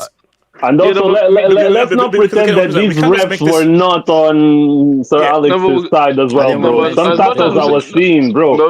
We can't hold like the 2 titles against Salah when most people have Henry as the GOAT and they have the same amount, and one has won more seasons. That's my point. It's that would not be the deciding factor. No, for me, title has nothing to do with. Yeah, for me, it's what I saw Henry doing that time. Yeah, so that's what I would. Who? For me, number 14. Number 14. Yeah, for me, like I said, is a mix of best player and then career as well, your consistency as a player. And I do think that Henry has the best mix of both. When you're talking about talent-wise, he's probably the best or one of the best. And consistency-wise, he has that consistency similar to Mo Salah as well. So that's why I would... Wait, hold on. Let Kenny talk about you. And yes, and Henry has the consistency of the best players out there. So that's why, for me, it would be number 1. And then afterwards, from 2 to 5 or 6, there's a couple guys that I can put in that cover. You have your Rooney's is in there, De Bruyne is there, Salah is in there. No, I'm putting Frank is in there. No. Kenny, I need it to be a Sith. Don't waffle. I need to be a Sith. Who is 2? No, but it's not waffle. No, but again, when it comes to talent-wise, I would say maybe Rooney is the best of that bunch that I just named there. But again, take everything into account: talent, titles, impact as an individual, everything into account. And you can't make with these Chelsea fans mentioning Super Frank, man. Honestly. No, but say what you will. For a midfielder to score all those goals is exceptional. I'm sorry. No, because again, we talk about De Bruyne. Was De Bruyne a better talent than Frank? Yes, again. But you talk about consistency. The same talk that we're talking about Salah. If you go and take consistency-wise, Lampard's consistency is ridiculous. For like 10 years, the consistency that he has the trophies. He's the only player top 5 for goals and assists in the Premier League. And again, and that's why I feel like a lot of guys they disrespect Lampard because they say it was just he was box crusher, and all that stuff. Elite box crusher. He was more than just a box crusher. Lampard is Chelsea's greatest. Kenny, what else was he? Yes, he is. Box crusher. Yes. Kenny, what else? Wait, hold on. So Kenny, Lampard was great, but like No, Monument. The way you're saying is a bit different. You see, we had the way you're talking a bit disrespectful. The condescendence in the tone. Like, nah, please don't do all that stuff. Let me land. What Funny Face is trying to say is he even better than Vieira? No. I look at Lampard. I think Lampard's a great player. The problem is like, for example, I look at guys like, everyone says they look at the goals. Scholes has seasons where he has scored 20 goals. Gerrard had seasons where he scored 20 goals. The reason they didn't score consistently that many goals Did they do it in the league? We're talking about leagues. Yeah, they did. Gerrard has. And again, with the consistent. The Salah have an invincible. Let me land. I'm pretty sure Gerrard has a season in the Premier League where he hit, I think, 17 or 18 goals, non-penalty. No penalties, by the way. And the reason why Scholes and Gerrard didn't hit those many goals is because they didn't play in the 10 position for their entire careers. They played 6, they played 8, they played different positions in the midfield. If Gerrard played number 10 position, I think he would probably get similar goals to Lampard. Again, that is what ifs. This is what ifs that you're doing right now. There's no proof. To be honest, that season he was so close to Torres. Did it. So you can't say if he was there, he would. You can't do that. The reason why Lampard the reason why I think Gerrard and Scholes are better than Lampard is because Lampard can't do what Scholes and Gerrard could do in terms of controlling and you know what? And you know when people do, that's fair. And he was not as good as that. But you know when people say that, like back end of his career, the guy dropped. He was not 8 or whatever. The guy was playing in the double pivot, and he was still performing very well in the Champions League and even the Europa League and in the Premier League those years. And the guy was not playing 10 his later years when he was old. So this stuff that this guy was just some box scratcher, and then at the end of his career, go and look at him at Chelsea. The guy we're comparing him was to still other very great good. Players. And comparing him, and those great, and the same way those great players could not do what he could do offensively as well. You can't just bring up one season and say, they could do it. Gerrard can do what Lampard again, he did not do it. So you can't just say he was capable. No. He did not do it. No. You can't just say he can. Wait, hold up. 1 minute. Why can't we just live in a reality where Gerrard and Lampard and Scholes can't do what Gerrard does? Scholes cannot do what Gerrard and Lampard does. Because that's each of these players can do what they do because they can. No. What is the proof? No, hold on. What is the objective proof that Gerrard can produce those amounts of goals from midfield on a consistent season-to-season basis? Gerrard from 2007 to 2009. And assist as well, yes. Gerrard from 2007 to 2009. But until Gerrard played that position for a large amount of time. No, but we're playing ifs and buts. Wait, hold on. We're not playing ifs and buts. And again, all I'm saying is... Hold on, Kenny. And again, all I'm saying is, like I said, when Mata joined the club, Lampard was not playing as the 10 or 8. The guy was playing in the double pivot and it was still performing very well in that deeper position. Even won the Champions League in that deeper position. So when guys act as if this guy was just some 8s or some box scratcher, and then afterwards, like he could not pass or could not do what the other guys do, please go and watch film or whatever, because guys are just acting as if this guy was just some mid footballer and then he had good IQ. No. But he was a very good footballer. So there are elements of the game because, like, for example, there are things that Lampard can do that the others can't do. I think Lampard is better in terms of disguise of his passing in the final third. I don't think Gerrard can do that. Gerrard's too clunky to do that in the final third in terms of like a cute little pass around the corner. Gerrard couldn't do that. So it's being objective. No, but and like I said, objectively as well, when you look at consistency over a 10-year period, to be dropping double digit over that long period as an 8th midfielder, you can't. There's no way you can tell me that those other 2 guys can do that. There's no proof there. Doing it over 10 seasons. 10 seasons, the guy was double digit, and 2 of these seasons, the guy scored 20. Acting as if these other guys could do that. I have a question. Before you go, so before Ricardo's question, Kenny, just give us your 5. Give me your 5. No, wait, mine's really quick. Okay, Ricardo, what's the question? How does Hazard get into these combos? Salah is top 3 talents. No, he'll eat his way there. He'll eat his way there. According to HH, according to He stopped trying to leave it. according to HH, he could have been better than Messi. So Kenny, what's your five? What's your five? And AK, wait, AK. From what I said about he could be better than Messi, I'll defend it. Go for it. Okay. The elite ball scratcher has the most goals out of the box in the Premier League, but we'll move past that. But personally, I would say Henry is the best, and then personally, I would say Go with your gut De Bruyne. feeling. I would say De Bruyne second, Salah third, Rooney fourth, and Lampard fifth. That would be my top five. Kenny, can I just ask you something about talent, right? Really quickly, since Yes. I feel like with talent, I think a reason to why Salah, by the way, gets slandered so much for dribbling, and I actually have a theory on this, is because his dribbling gets compared to Hazard, who I think is maybe the best dribbler of all time, which is kind of like very unfair. Yes, in the of Premier all League, time. In the Premier League, yeah, in the Premier League. No. When I say of all time, I mean of all time. But regardless, ignoring that, Does this guy watch football? No. It has to be so polarizing. This guy has to be so polarizing, Hey, bro. look, man. How's okay, let me just. Wait, let him finish on.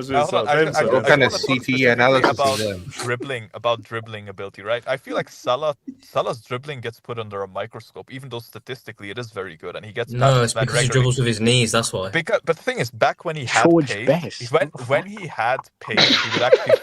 George Best was very bro. You see, I hate when you young boys do that.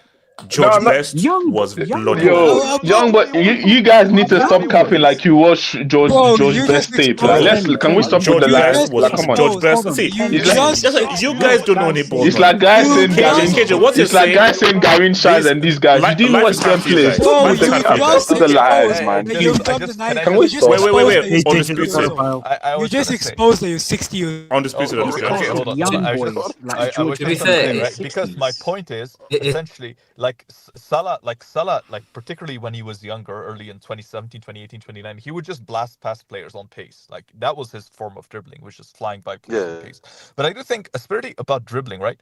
Rooney couldn't dribble at all. KDB couldn't dribble at all. So I'm not sure what this obsession is. You have to be able to dribble. I mean, they can. It's just not aesthetically. No. Like Rooney was. KDB was slow as shit. I think one thing I'll say though, no, he wasn't. That's such a lie.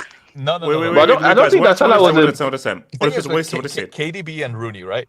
They were amazing in many ways, but first of all, they didn't have anywhere near the pace that Salah did, and they didn't have his dribbling. That's a fact. So ability has to take into account everything. I mean, young Rooney did. Goal scoring, Rooney was not as quick as Salah. Can we stop this lie? Rooney was not as fast as Salah, and Rooney was I'm not saying as good young of a Rooney. This is why you don't. No. He was still fast. He was not as fast as Salah, but he was fast. Can you hear what I'm saying? As fast as Salah. Salah only looks fast because his hair goes back. That's why. Come on now. Okay, but I think that's actually a great comment from the streets.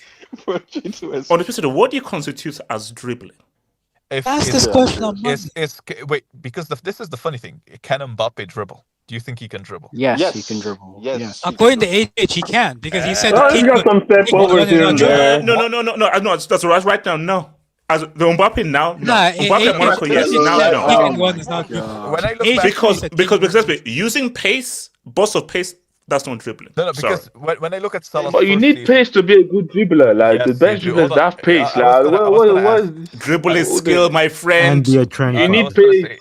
Without pace, your dribbling skills is useless, my guy. I don't think either Rooney or KDB had dribbling skill like that. I don't think they had. Listen, if you make a dribbling, I'm telling you right now, if you make a dribbling compilation, solo runs, solo goals of Salah, Rooney, and KDB, Salah wins it by a mile. Solo goals. No, De Bruyne is more of a ball carrier. I would agree. I don't think De Bruyne is a great dribbler.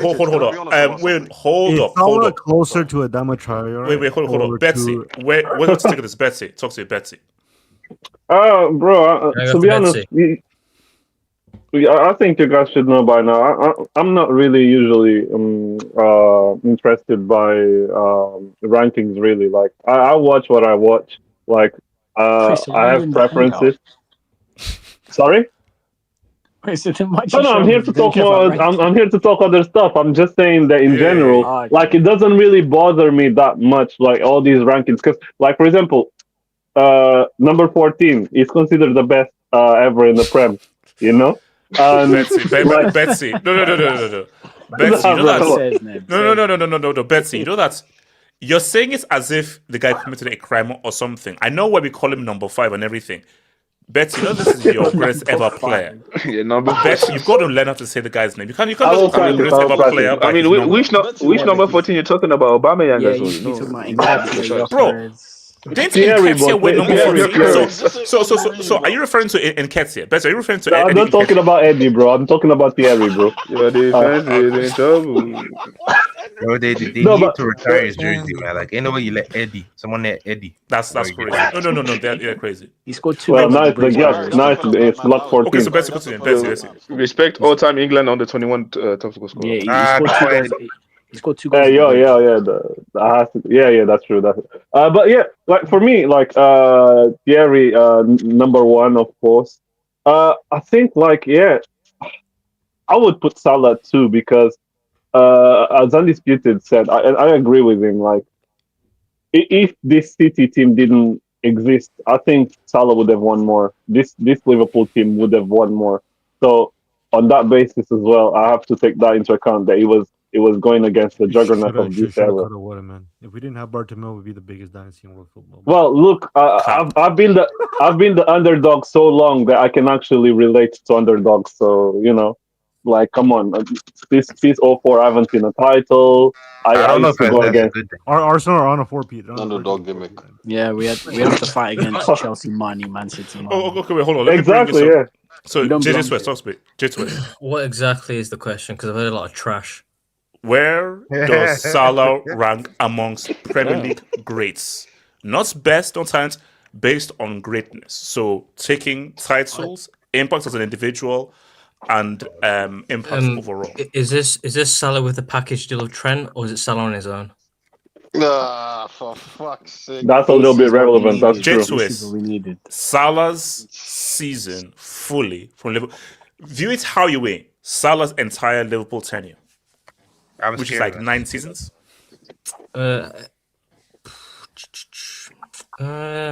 Yeah, he was a good player. Like, don't get me wrong. Like, he wasn't a trash player. That's crazy. Just the way you're saying is that you don't have to get like 8th or 9th. HH, when we're talking about dribbling, can you just drop the no footwork? Can you just drop it when we talk about dribbling? Knee work. Footwork. It's non-existent. Just give me a ranking, because I'm actually curious to know where do you have some greatness. Shin work. I can't put him 2 because Liverpool have 2 Premier League titles. So I'm gonna put him. Should I do 6 because they've got 6 Champions Leagues, or name the 5 before him? But J2S, according to their current manager, is 2 league titles in 30 years. So. Don't have to count for something. You didn't have to say. You didn't have to say it. But maybe I'll put him 4th because they've won 4 European Cups, not Champions Leagues, 4 European Cups. No, okay, so where do you have? So you have him 4th. Who is 1, 2, 3? Henry, Rooney, and KDB. I'd say they're the 3 that I like ahead of him. I don't get it's not as if like I'm not saying Salah is a trash player, but I'm looking at everything. Because you said greatest as well. Okay, so why do you have KDB over him beyond the titles?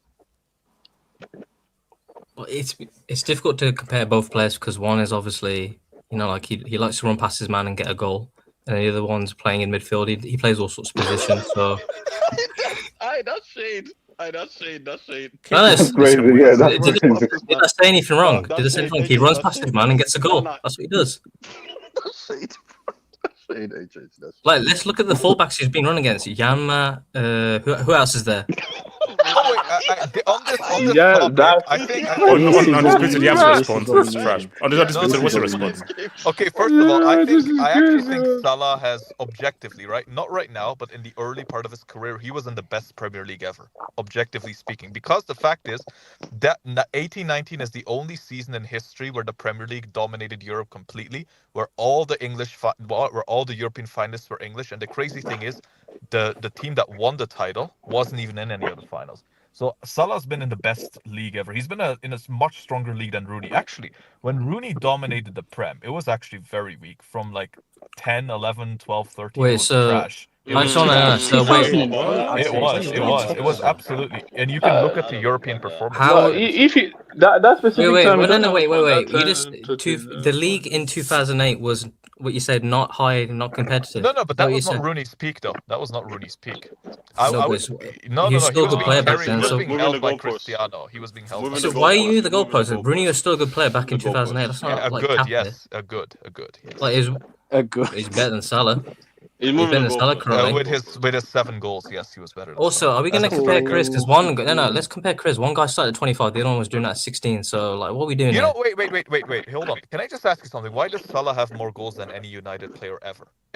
On the question, is this a goals debate or a greatness debate? No, actually, he has more assists as well. I just want to ask something. Why on the spirit said, this is the half horse football horse, not the half horse calculator. Calculus, Pythagoras theorem, Fibonacci. Wait. Undisputed. Before you go, let me just get my Excel sheet out. Let me just get it out. No, I just want to point out that Salah began Liverpool at 25, but he's got more goals than any United player ever. Which shocked me, by the way. But aren't these the same? And all those goals gave me 2 league titles. So what's your point? Let me. Isn't this the same Liverpool fan base that's saying is Trent the best right back in Premier League history? I heard that from Liverpool fans. Is Van Dijk the best centre back in Premier League history? I was hearing that. Is Alisson the top 3 goalkeepers in Premier League history? I'm hearing that. Do you want to go into the Henderson? No. Let's go to the Henderson scores debate in your fan base. I heard some people say Henderson was better than Scholes. No. But undisputed. Greatest captain in Liverpool. Undisputed. Let's just be real. I'll give Salah last season carry job. For most of the season, it was not a freaking carry job. I do agree. I agree with that. So this was never Salah FC. No. Yeah, and also, are we going to talk about how many seasons post Christmas did this guy fall off? Let's be honest. I would say his average level was higher than Rooney. HH, do you agree his average level was higher? Is there a correlation? I'm just shouldn't do peak for peak. Wait, can I just say? I would love to do peak for peak. By the way, I would love to do. The question is J2S ready for peak for peak. No, I thought I had a higher peak. I would say Salah had an easily higher peak. No. Okay. No. When you say peak, numbers or just as a footballer?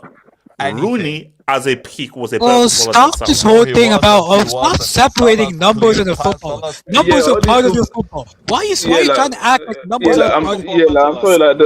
If we talk in peaks, we can bring other players into it. The footballer part is nice, but still. If Rooney wants to be if Rooney wants to be a midfielder so badly, he can be in Henderson conversations instead of Salah. Wait, hold on. You know, funniest thing. Let me say this number. Hold up. Let me just say this. So shout out to yours truly, Hannes. Thank you for membership for 60 months. All Salah do is stay up and GA. Salah not top 20.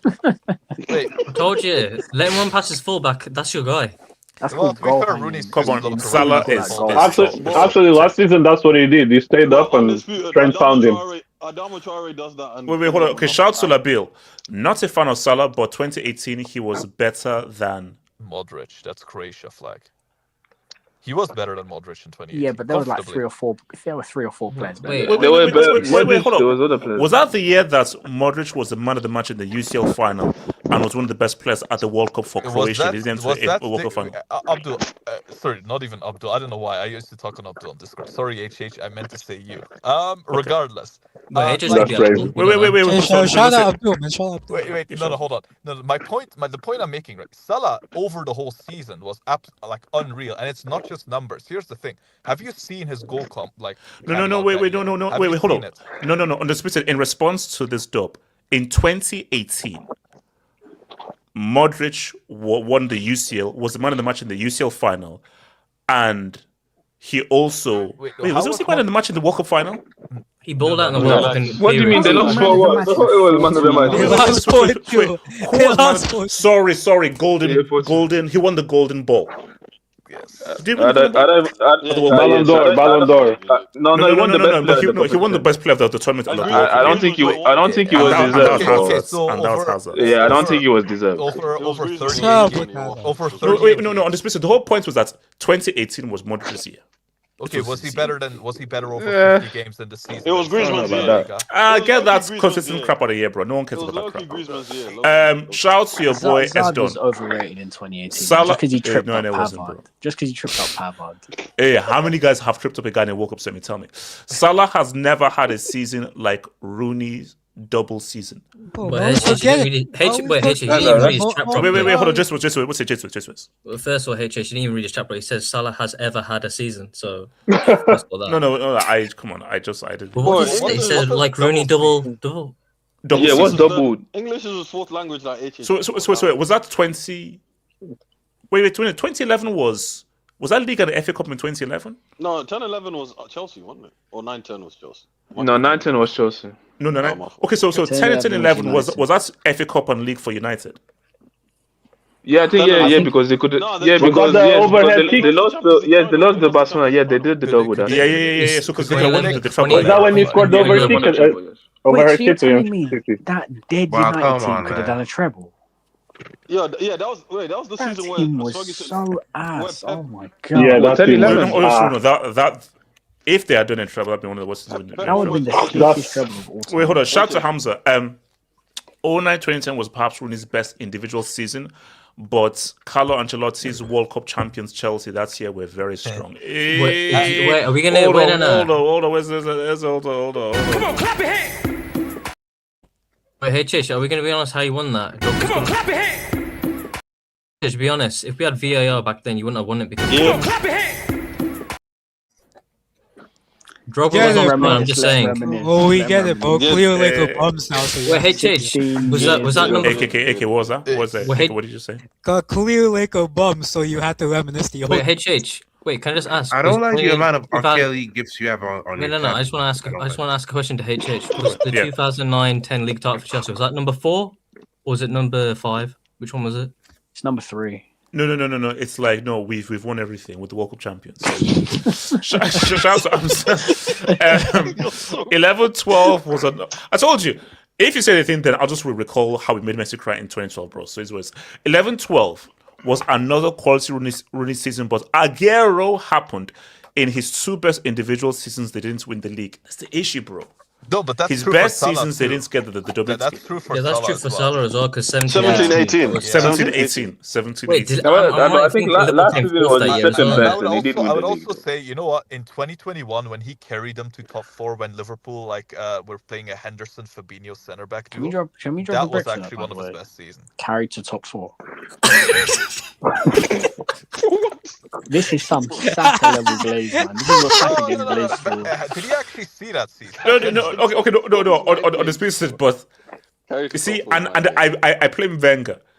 Carried to a UCL, carried to a Premier League, carried to a World Cup.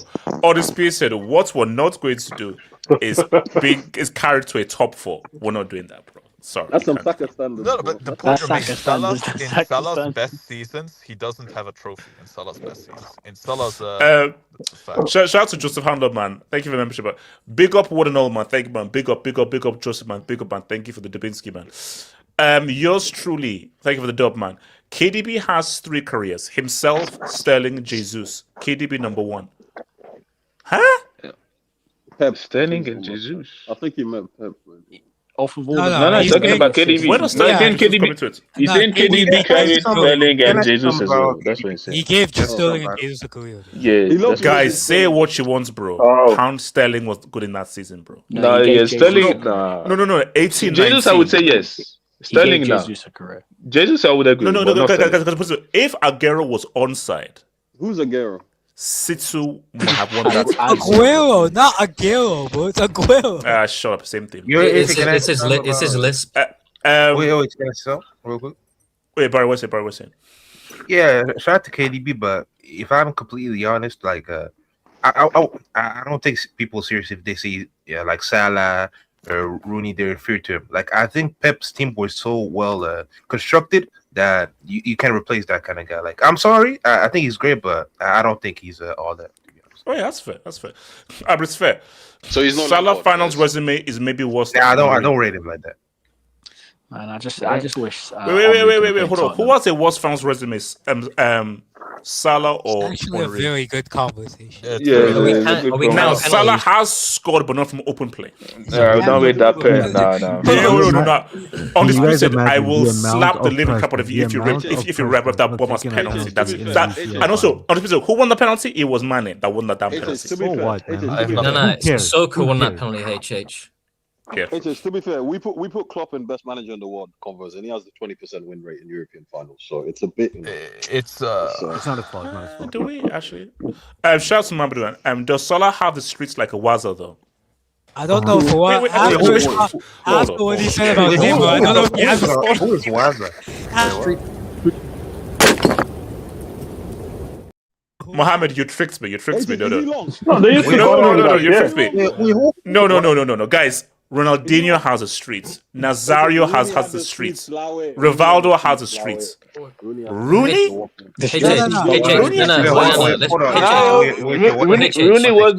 was the FIFA cover for quite some time. Kenny, stop it.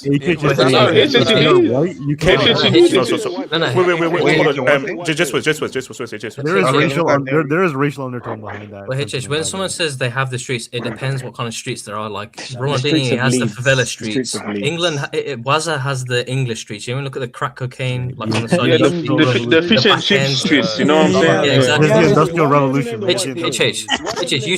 You've seen Liverpool ways from, innit? You've seen the kind of streets Liverpool have.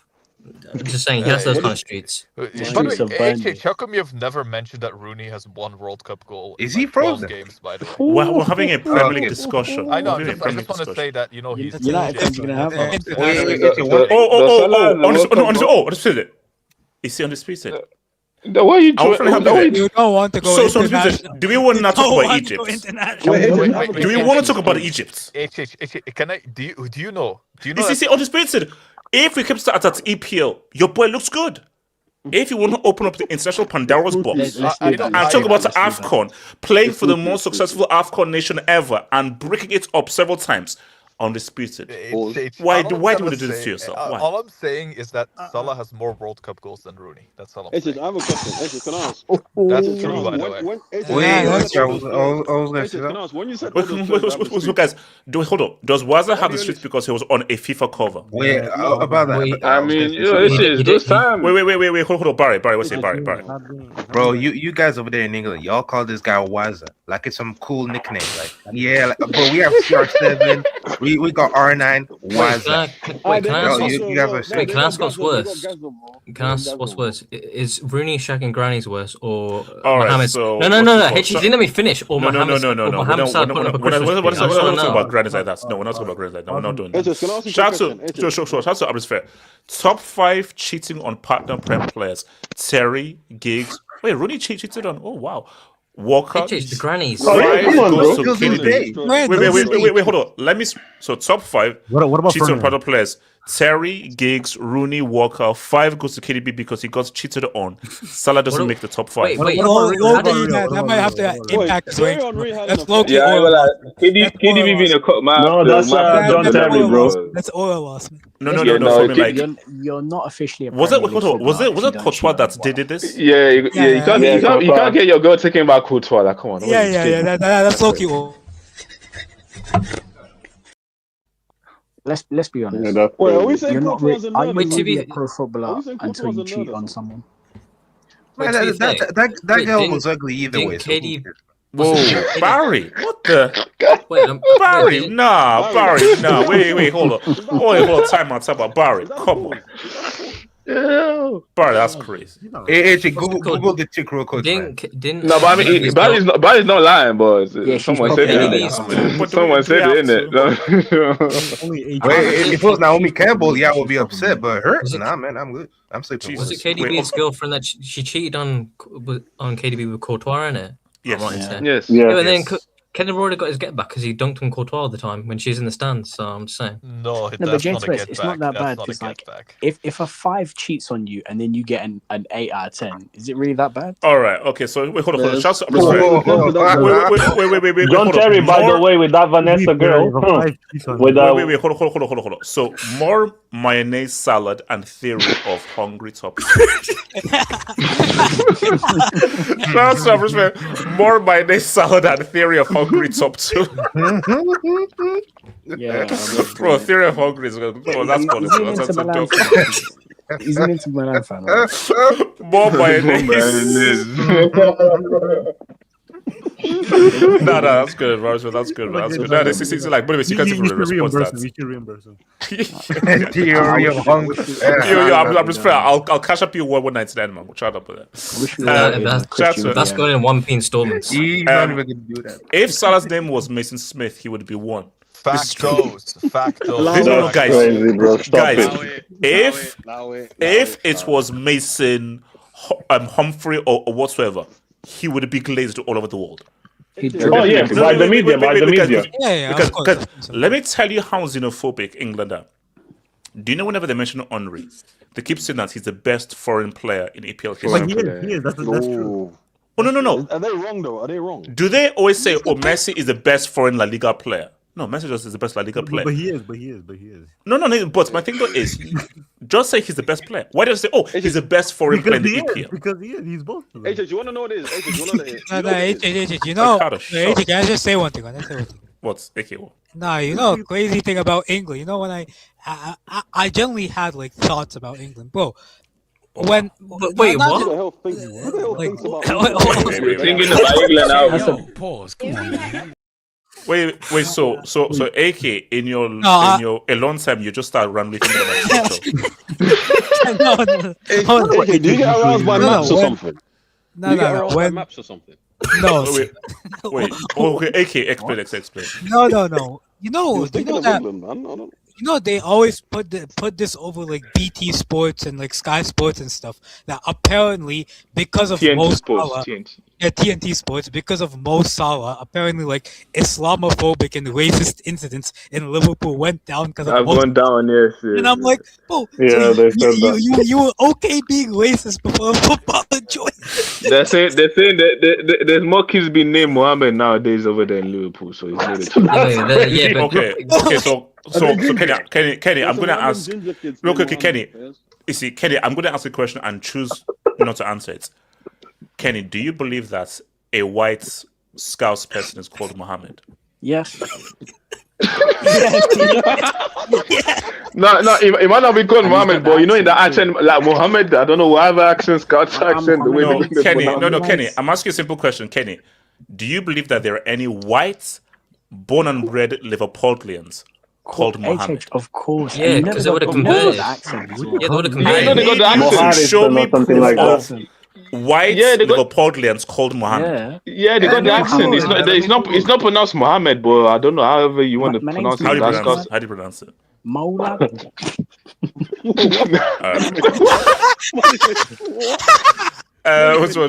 Shout. AK's laugh is crazy. And shout to your boy GS, man. Rewatching some Salah comps right now. Yeah, don't laugh. Bro, seriously, man. No, you guys are going crazy. Undisputed deserves jail, bro, for putting Salah in dribbling conversations, bro. Come on. Do you remember R9's goal in like UEFA Cup final when he does like the double feint? Like, bro, I'm saying, yeah. What a great goals of all time. If Salah ever did that on the second, no, he'll snap his ankles. And yeah, no, I was watching some comps of stepovers of like Ronaldo, R9, and these guys. I'm like, Salah is not on that. No. Basically, bro, like when you watch R9 stepovers, Salah tries that, he's going to the ER. Straight to the ER. I've been thinking, how do you do a step over with your shin like that? That would be no.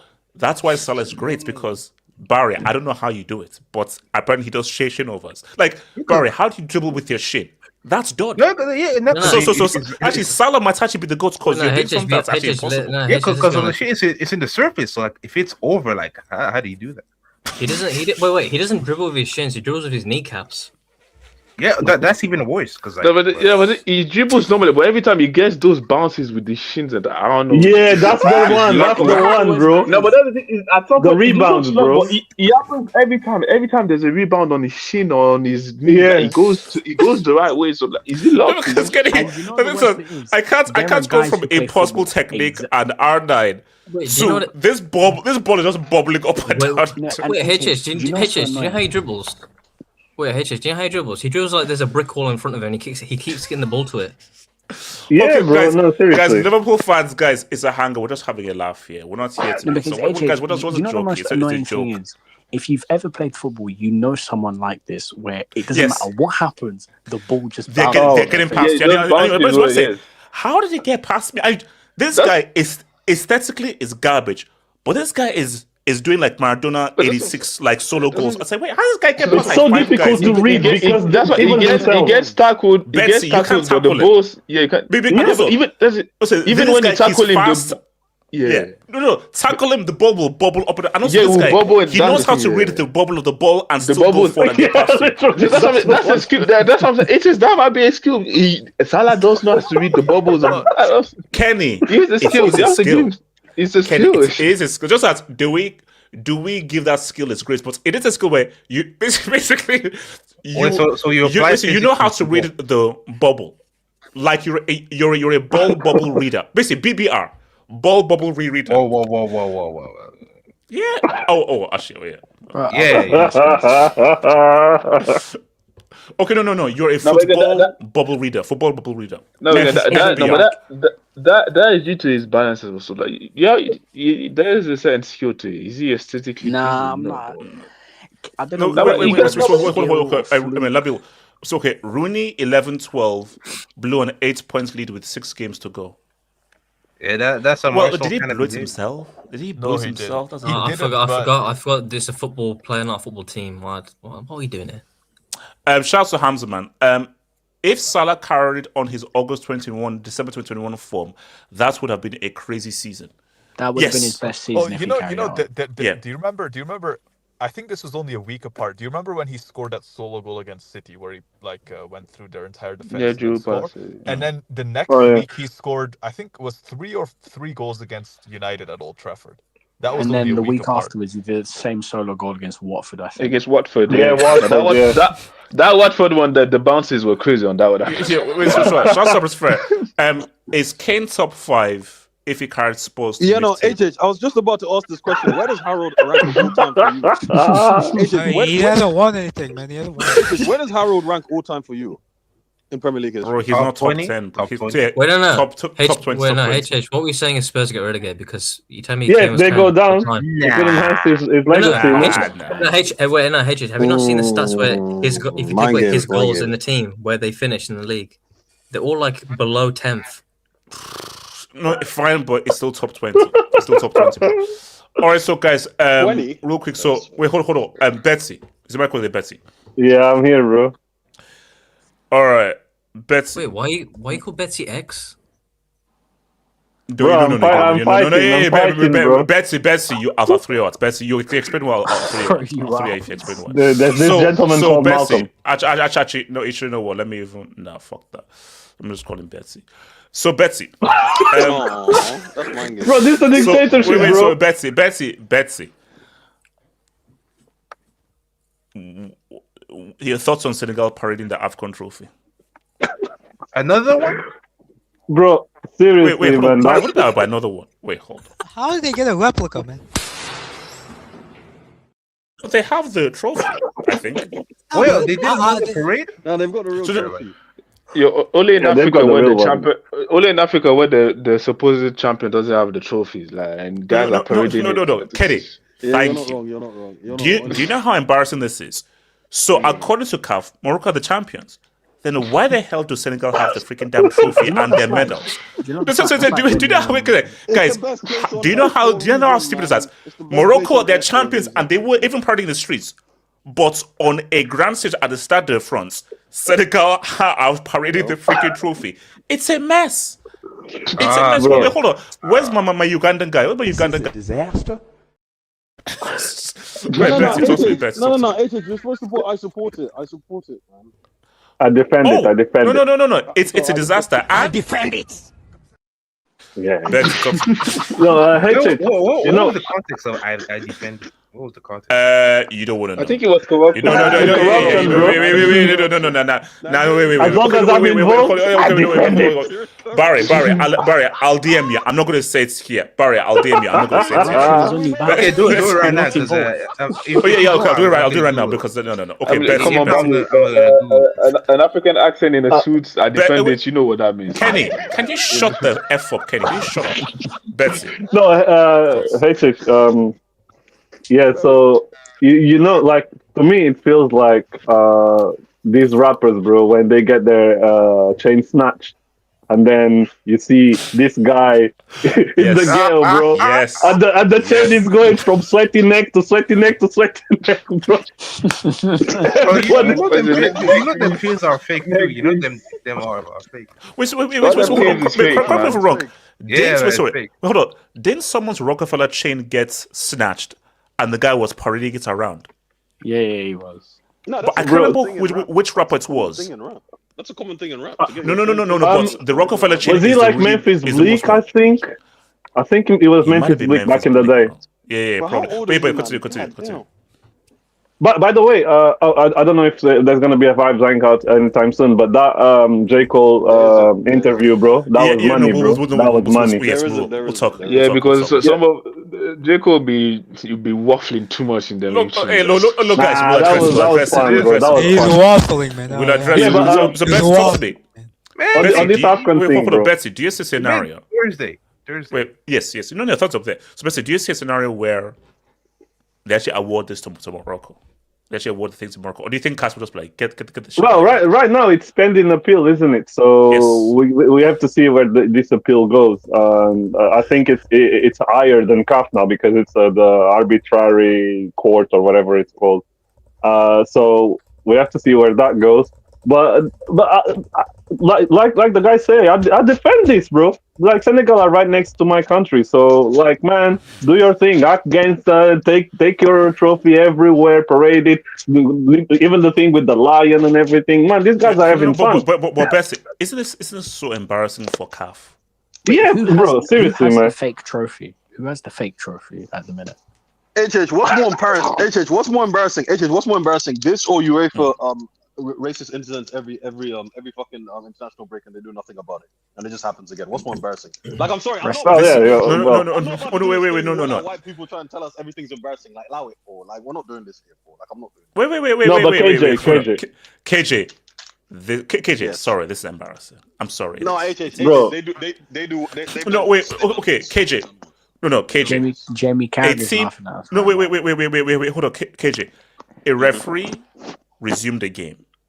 Yeah. The team went back on. The match was played. The team won. Did you see the for full time? And then the team now won. Months after, based on the pressure, they've now ruled that Morocco are now the rightful winners. Mm-hmm. And now Senegal now have to appeal against that decision. Who's it? No, but CAF, right? Hold on. KJ, what's it? KJ? Is it embarrassing for CAF or for Senegal? Which one are you? No, for CAF. For CAF, bro. For sure. My fault, gang. You're right. Go ahead. Yeah, no. Wait. Yeah. It's embarrassing for everyone. Yeah, it was embarrassing for everyone. No, but how's that embarrassing for Senegal? Because it's just this big asterisk on their achievement. Because now you've just taken a team who have won a trophy, and now you're going to put them through this whole process of where they're going to have to fight to win it back in court. But how's it embarrassing for Senegal though? No, it's not. Yeah, because this has been seen by the whole world, and the world saw what happened. So Senegal, literally, they're in the clear on all of this. No, but and also they're just going through they are just going through the legal process. It is process. embarrassing to Senegal because by not giving them the trophy right now, you're making a mockery of their victory because no one takes Afcon as a serious competition. No, but technically right now there's still an appeal going through right now. So But for me, the issue is that the CAF stuff. First of all, you had. How is it taking you three months to? And I think there's been reports already that even that decision. There was corruption already. They said some of the CAF guys, like Morocco was paying them and stuff. So you already know that this is a mess. Like it's a mess. But Kenny, see, this is the bigger thing. And this is something that I think someone mentioned on Twitter. So, you know how the PGMOL come out and say, oh, this referee messed up and made a mistake. So the referee made a mistake. The referee was within his rights to be like, oh, if you don't get back it's 10 minutes time. Did you not see the news report by Canal Plus? What? Apparently, and this is not apparently actually. This is like Canal Plus wrote this made this official thing. It's like a French broadcasting thing for the Afcon. They said that the referee wanted to stop the game, but then the president of the refereeing commission forced him to continue it. Oh wow! But also even more so. Here's my thing: the referee was well within his right to stop that game and say, if you guys aren't on this pitch in the next 10 minutes, you forfeit it to Morocco. At the end of the day, the referee resumed. So basically, my point is the referee made a mistake. He should have given the victory to Morocco by Senegal forfeited by walking off the pitch. If we look back at every refereeing mistake, that's a Pandora's box. So every time that the PGM will say, oh, we made a mistake in this EPL game. Oh, we made a mistake. So what are you going to do? You're just going to give them the penalty back or give them the points back? Like, what does that mean? So basically, because here's the thing. Which is why, they better not give this, because if they give this to Morocco, every single referee mistake must be reviewed. No, TAS is never going to give and again, we already see the corruption in CAF, so they're going to revert. They're going to revert back that. And also, do you know how much more embarrassing? Imagine if this goes to CAS and CAS be like, "What is this Aronson nonsense that's what that you're giving us?" They're gonna look at it like the Nigeria case, bro. And that's the fact is 100% basic. And the fact is that how come the competition end the decision or whatever that night I think Morocco made the appeal the next day. How is it taking you 3 goddamn months to take a decision? And what are you doing? 3 months. Guys already moved. Guys have moved past it. Guys have already moved past it. If you want, guys that Kenny, Kenny, didn't you hear what Money said? It takes 3 months for the money to land into your account. It takes 3 months to close. So. And that's why I'm like, and that's why I'm like, honestly, that's why sometimes I'm like, this scarf of a team, just. No, because the corruption, it's too blatant. As an affected party, can I please speak? And the thing is, remember that day someone put a comment on the streets about the betting and everything. Imagine me, I bet a lot of money for Senegal to win, and then now I already bought my house in California, Hollywood and so on, and now you're coming back to tell me I have to return all my money, I have to return my house. Come on, bro. So actually, because I actually read this online. So they said that part of the betting rules is whatever the result is after 24 hours stands. So if anything changes after 24 hours, doesn't matter. Okay. The betting thing remains. If there are no changes after 24 hours after the event, that result stands no matter what happens beyond the 24 hours of the event. People don't read the fine print, so they think, oh, well, I have to get my money back. Then the betting company will be very happy to receive that back. And the people that bet on Morocco now, they're mad. Yeah. Basically, if you bet on Morocco, there's nothing you can do. Because the tennis commission will say, so no. Let me come to AK. Talk to me. Affected party, man. Affected party. Go ahead. Yeah, man. I don't know why where they get a replica, man. Where did they get a replica trophy, man? Did they make them? Did they make it on their own? Who? Did Senegal just? AK, it's been real, bro. It's been real. AK, that's the real one. AK, that's no, forget your. No, this is a replica, man. I don't know how they.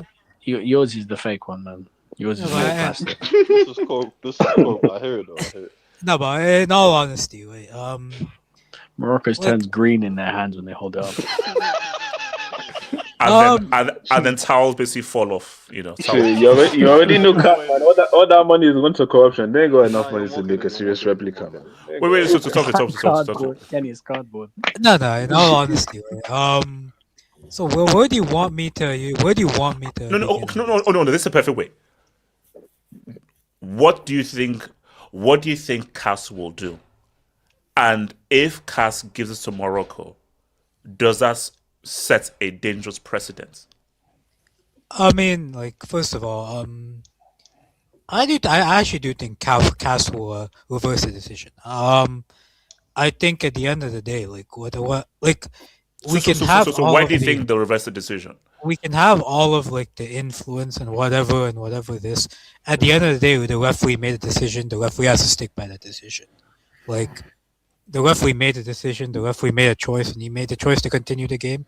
The game was continued. We saw how the game went, and we saw how the game ended. So you can't now you can't come back 3 months later and say actually the referee made the wrong decision, and then go to this go to CAS and be like, and like the CAS will reverse it. That's what I think. Now in the situation CAS doesn't reverse it. Here's the thing: this is not a CAS. This is not an Afcon thing anymore. CAS is, I think that's like the not just football. That's like the biggest sporting body. In general, yes. Yeah. That's like the arbitration of sports. Yes. Now, if they say, yeah, like this is we can, based on the rules or based on what evidence we have been given or whatever, we cannot reverse it, then there is something bigger at hand. They can start suspending Senegal. Senegal. Yeah, that's why I don't like, bro. Like, there's a difference when CAF says, "Oh, the CAF says something," and the Court of Arbitration of Sport says something. If the Court of Arbitration of Sport says something, you best believe they know their stuff. And that's where and then there's gonna be people who say, like, if that Morocco have bought the Court of Arbitration of Sport, which, brother, if we have that much influence, bro, I hope we'd have rigged the World Cup. We could have rigged the World Cup. If we had much influence, we could have rigged the World Cup. But my thing though is, if for whatever reason, CAS decide, oh, the case is right, Morocco are champions, shouldn't every refereeing mistake now be reviewed then? The difference is like individual refereeing mistakes, right? There's a here and there to them. That's based on the referee's discretion. It's like if X is a penalty or not, that's based on the referee's discretion. But walking off the pitch, that's against the rule book. Oh no. So there are times when the PGMO will have come out and said that the referee made the wrong decision. He made a mistake. Yeah, in 22-23, they didn't draw the lines against Brentford for us, bro. We should go and get those points, bro. So let's say, because my issue is that if, let's say, they give it to Morocco, it's okay, it stands.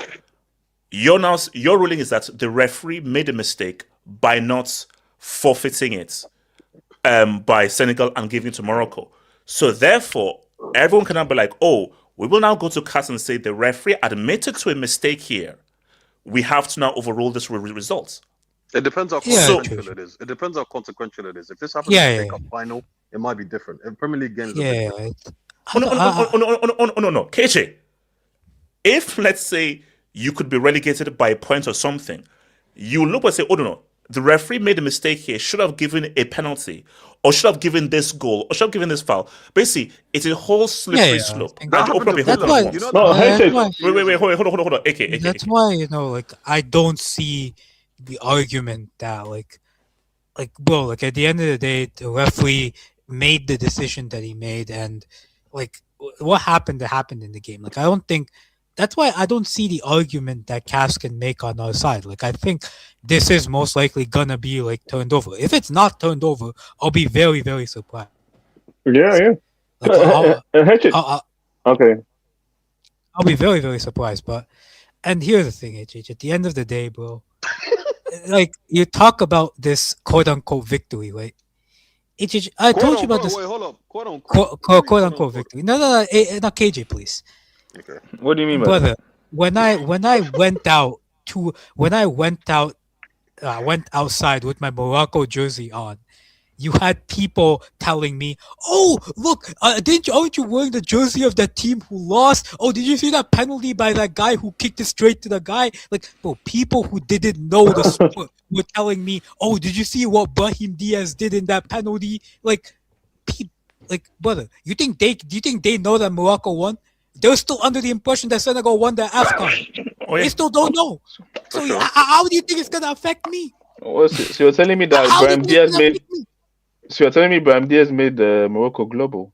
Unfortunately, yeah. Come on, bro. I don't think. I think CAS will probably reverse it. If they don't reverse it, then that's like that's a bigger question, man. Oh, for sure. Yeah. If they don't, we have to have. If they don't, then like there's some bigger things here, because like I did read off, like first of all, there's for people that are just like on the internet, right? You have to try and have a fine line between slander and fake news. Like bro, there were people. There was a Nigerian news source. Sorry. There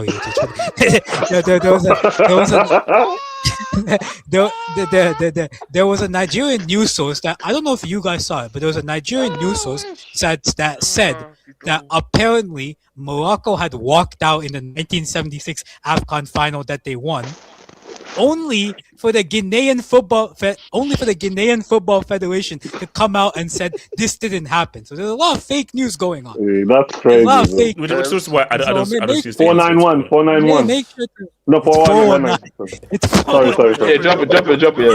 Drop it. This is a disaster. This is a disaster. This is a disaster. Wait, how's that hat trick? How's that hat trick, bro? One of the most famous 3 numbers. It is actually one of the most famous 3 numbers. Don't see that. How do you break 3 numbers? Wait, Betsy, you want to repeat? Wait, Betsy, you want to repeat that again? Bro, I only found out about these numbers when I moved to the UK. Like, I grew up in Portugal, so I didn't know these 3 numbers. Hey, drop another one. You don't need to be from England to not know it. Wait. KJ, go for it. KJ, talk to me. Okay, so by any means necessary. Bricks by any means necessary. So what's the question? No, guys. Yeah, it's too much now. So basically, what do you think CAS will do? But more importantly, if CAS actually uphold this, what does that mean for football moving forward? Football moving forward, I think it says the rules. I think it looks pretty bad for football when there's certain rules that are in place and the referees don't follow them, and then you try and save face afterwards. You know what I mean? Because this is essentially a saving face exercise for CAF, right? Because the guys that you hired, right, who are supposed to uphold the standards of the game, like they make mistakes, right? When they don't supposed to give a penalty, when they're not supposed to give a penalty, they give one, or maybe when they don't go to the VAR, something like that. But a mistake of this sort of scale, it's like unprecedented. I don't think we've ever seen it. Because if you're being honest, if we're being objective here, as soon as Senegal went to the changing rooms, No. You start for me as soon as they walk off. You inform the referee. You've got 10 minutes. You know what? If your team not here in 10 minutes, you lose the game. You know what it is, HH? I think it's because every single one of them didn't go off. I think that's what it is. I think if every single one Mane stayed on. No, but everyone had gone. But I think so. No. But so we don't. Go ahead. Again, hindsight is 2020. The referee's like, I know who I got. I know who has been. I know you've not in sense of anybody, unless you've got 11 men here, or I think you've got to maybe have at least 8 or 9. If you don't have at least 8 or 9 people here on the pitch active in the next 10 minutes, you forfeit the game. Because it can't be 11 against 1 or 11 against 3. You know what's funny? I don't think he gave them that warning. No. He didn't give them that warning. No. He was just standing there. That was a clown show, bro. I think he didn't really know what to do because basically the whole thing of this is that how this resolved is this is so unprecedented what's happened. Yeah. The referee didn't know what to do because it was an unprecedented move. Moving forward, you now have protocols of if someone tries something similar. If people walk off, start the clock. 10 minutes on forfeits. You know, it's kind of like like you remember the Julian Alvarez penalty at Madrid last year. Yeah. Double kick. After that, it's because it's so unprecedented. The average referee doesn't have to deal with that. I think about it. The average referee during their careers never had to deal with a team walking off. A youth level, a senior level, international club level, whatever. They haven't had to deal with it, right? So to him, it's basically him being misinformed on his job. Let's be honest, right? And that's questionable. That's questionable, just professionalism at the end of the day. When it comes to Senegal themselves, I think they think that. I don't know if they get the impression that it's gonna hold up. I think they get the impression that it's not gonna hold up with the court of arbitration. But if it does, right? Generally speaking, they have to give it back, right? Because if they don't, at that point, CAF and FIFA can start like they can literally say, I don't know. And also this is actually very key. They can start suspending you from. Yeah, this is very key because I think someone said it before. The ruling is the ground, not the pitch. But my thing though is again, what do you do if, let's say, 8 players are in the changing room and 3 players are on the pitch? What do you do? If you go, I'm just using a different rule. I'm just using a different rule here. If you get 3 red cards, that's officially a forfeit. So I think there's like a certain amount of players that have to be. Yeah, I think if you get. I thought it was like 5 or 6. I thought it's more than 3. Like I think 3 players. I swear a team has had 3 red cards and 4. No, I think it's more than 3. If you have 3 and then someone gets sent off after that, if you have more than 3, it's like a I think it's like that. I'm not sure, but like there's like a certain. Yeah, I think it's 8 max. Yeah, I think it's 8. Yeah, I think less than 8 players. I think yes, you get. Yeah, so I think it's like if you still have 8 players on the pitch, you can still play. If you have less than 8, I'm reading it. A team can receive a maximum of 4 red cards in a single football match. If a 5th player gets sent off, the team falls below the minimum. Blah blah blah blah. So you can get 4. If you get the 5th, then you're out. Okay, so then based on that logic, you have to have let's just say you have to have 8 players on the pitch for it to not constitute a forfeit. I'm just using the law. 7. You have to 7. Yeah. 7. Yeah, that makes sense. I think the truth is, it looks bad for CAF from the refereeing standards, but this is the thing. If people want to start calling it embarrassing fairs, because every single footballing body has had problems with refs. Like that's not something new. That's the first thing, right? The second thing, the thing about the corruption in Africa, I'd be pretty damn shocked if there was some corruption in Africa. Like honestly, because I don't hear about that much, to be fair with you. The third thing is the Senegal's perspective. I mean, HH, what else would you do if someone tried to take away your Afcon? Like, you Nigerians are the most shameless people in the world. So, like, if that happened to you, you triple down. You wouldn't double down. You quadruple down. No. But I think, but it's true. Like, Senegal, what else are Senegal supposed to freaking do? You're supposed to. Exactly. But my thing though is that this makes CAF look so stupid because you announced Morocco as winners, yet the other team who are the losers are now parading that same trophy, your trophy. Yeah, it's crazy. Senegal. But yeah, I'm not like Senegal. We have the tape. It's not like the 50s, like also, 40s. why are you making a decision? The tape is there. You can go to YouTube and watch the tape. Why are you making a decision 3 months after the thing? I know. Yeah, wasn't it like in 2006, I believe, that West Ham stayed up because they had Tevez and Mascherano, and they were ineligible, and so they shouldn't have stayed up, especially because Tevez scored like the goal that kept them up. I believe. And it should have been Sheffield United that stayed up. Imagine they reversed it after. The biggest example I found in recent years in the Prem. It was when Villa scored a goal a few years ago and it saved them from relegation, but the ball didn't cross the whole line. Does anyone remember that? There was a game that Villa played. There was a game. I remember vaguely. Yeah, I think Villa were. It was like the season before they got Champions League, right? They just so the year they got promoted, right? They were supposed to get relegated, right? And I think there was a game where they said that the ball crossed the line, but it hadn't, right? And that basically kept Villa in the league. And it relegated another team, right? And they weren't supposed to have stayed in the league because of during COVID. That was COVID. That was COVID. Yeah, that was COVID. It was Sheffield United 2020. That's like the closest thing I can think of over the last few years, right? And what could the refs really have done in that situation? No. Actually, Can I ask a more interesting question? Let's actually just play a game. Let's say CAS awards to Morocco. What do Senegal? They would technically be told to give back everything. And if they don't, does that include what prize happens money? then? Bro, does that include suspensions? No. Does that include prize money? Possible. Hey, what if I've already spent it? Yeah, that money is gone, my guy. Ain't no money back. Just to conclude this, I think this all comes back. Yeah, sorry. Just one last thought.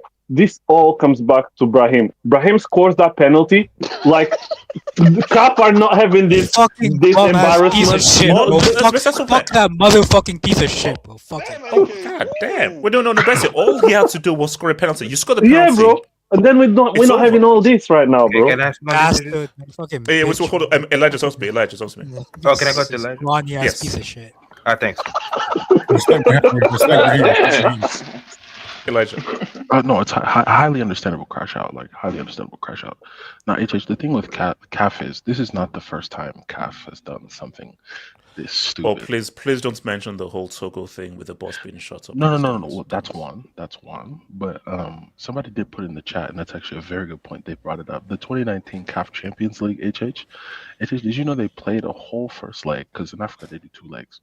The whole first leg, they played 41 minutes of the second leg. Wydad Casablanca walked off the pitch. They then, after that game ended, this is against Espérance de Tunis, the Tunisian team. That game, then CAF said, okay, no, you need to replay that final. Espérance took that and went to CAS. CAS said there's no need to replay this game because Wydad had walked off of their own volition. So they gave the Champions League to Espérance. And then Wydad got banned for a year. So this is not new, HH. Like CAF, you know, they say corruption is not bad. Corruption is only bad if I'm not involved. I hear it. I defend it. So I get it. I get why these things are happening, but then at the same time, HH, we have to look. This is where if we did a Thursday hangout, it's a perfect conversation to talk about our continent because HH. I've seen videos of members who are coming out and saying members of the appeal board they didn't know about the decision. They just found their names on the sheet of paper. Well, okay, hold on. All right, hold on. This is a disaster. Oh my god. I had saved it on my original Twitter before it got. I saved it on my original Twitter. So Elijah, what you're saying is that I wake up, brush my teeth, eat breakfast, and I get a notification saying that I have approved a decision like this without me even knowing. Exactly. Well, so you're telling me they put the certain guy's name on the test and they didn't even take part of the test. That's what you're telling me. Exactly. Yeah, literally. It was a group work, but it was not really your cousin didn't know about. Not my freaking cousin. Fucks. No, sorry, Elijah, continue. So HH, I saved it as a bookmark because I wanted to bring that up before my Twitter got suspended. And whoever got my Twitter suspended, your mom's a hoe. I just want to let you know. But, we remember that one. Yeah, I'm just saying, HH. Members of the board don't know about this. Like that's actually shameful. And this is why. Remember when I said this? Going back to the. Comic posted in the chat. But this is why white people laugh at us. It's stuff like this. This is why white people laugh at us. No. I want to be clear here. This isn't about white people laughing at Africa. This is the world. Yes. The world. Because whether it's the Asian Confederation, whether it's CONME, name any other federation, they all have their bad stuff. Everything has bad stuff. This is unprecedented. It makes no sense. So this is the entire world saying, you've done something unprecedented. Elijah, how do you you guys are a joke. A team? That's what they're saying. And months after, you then say, oh no, you hand it to another team. Months afterwards. That's insanity. We're talking about the biggest competition on the continent. On the continent. You know, that's not just some little thing. This is It's like crazy. it's like taking the Euros. It's like taking the Euros. Okay, England, Spain played, right? England, played. Spain did the parade, everything. Oh, Finalissima is getting scheduled. UEFA comes in August and say, oh yeah, matter of fact, England actually won because of some technicality. Like that's where we're at right now. It's disgusting. Yeah, and also, I did see that somebody did mention. I'm gonna read something crazy. So the Mexico City police confirmed the death of a fan at Stadio Azteca. This fan was drunk and decided to jump from the second floor to the first floor.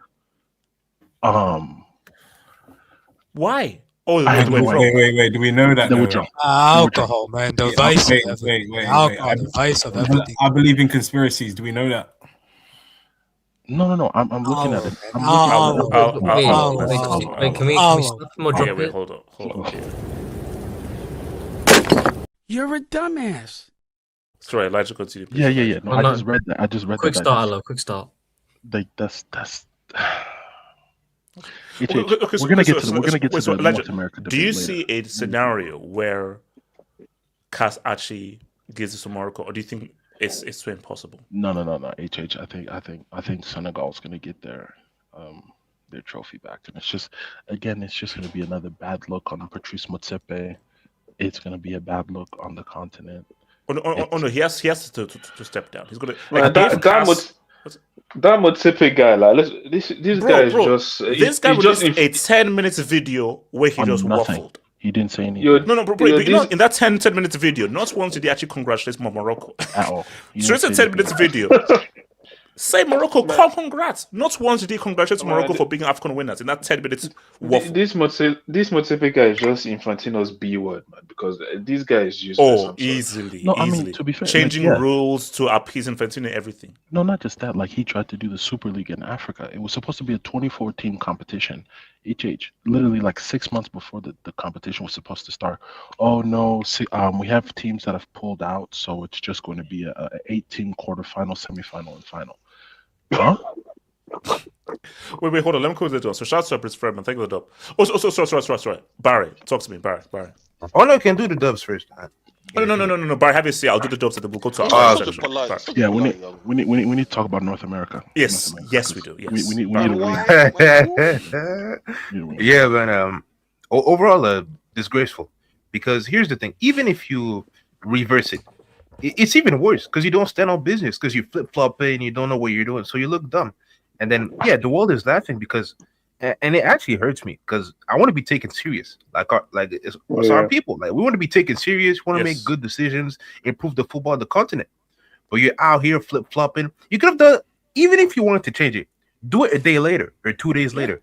2 months. But it was the UCL. You did this during the UCL knockouts. That's 2 months, man. Hold on. Barry, we are in the Barry. We had a hangout about to talk about the UCL knockouts, and by the way, Morocco are Afcon winners. What? Wait, what? I think they did that on purpose. You know, they thought maybe the UCL was gonna drown the news or something. Like people would not care. Kenny, you're a genius. Kenny, you know you're a genius. No, Kenny, you're a genius. They were so embarrassed with it. During UCL things, they put out a bomb-ass tweet. Yeah, they thought it was going to say, hey, look, tweets, bro, no big thing, no big, just tweets out, and there we go. Trash. Just a cheeky reversal. Cheeky low-key reversal. Just a cheeky low-key reversal. Just a low-key reversal. That's crazy, man. That's right, Brian. Say Brian. And the most damning thing is that sports is the ultimate indicator of earning things. Like when you play a tournament, when you play sports, you earn that stuff. Like no cheating, no whatever. And we're gonna like it's all about that. Like majority. And more so than the Grammys or the Oscars. That's a fact. And the thing is, it's on footage. Like we saw what happened. Brahim missed the penalty. Senegal scored a late winner. Done. They won the game. Like it's on tape. Like we can see it. It's not like in the 40s. That was the routine target of embarrassment by everyone. Yeah, I'm sorry. Yeah, like we have the tape. Like people are gonna see it like 50 years later. It's not like it's in the archives. It's nowhere to be seen. Like the 100-point game. Like we can't find it. Like that game, we can see it.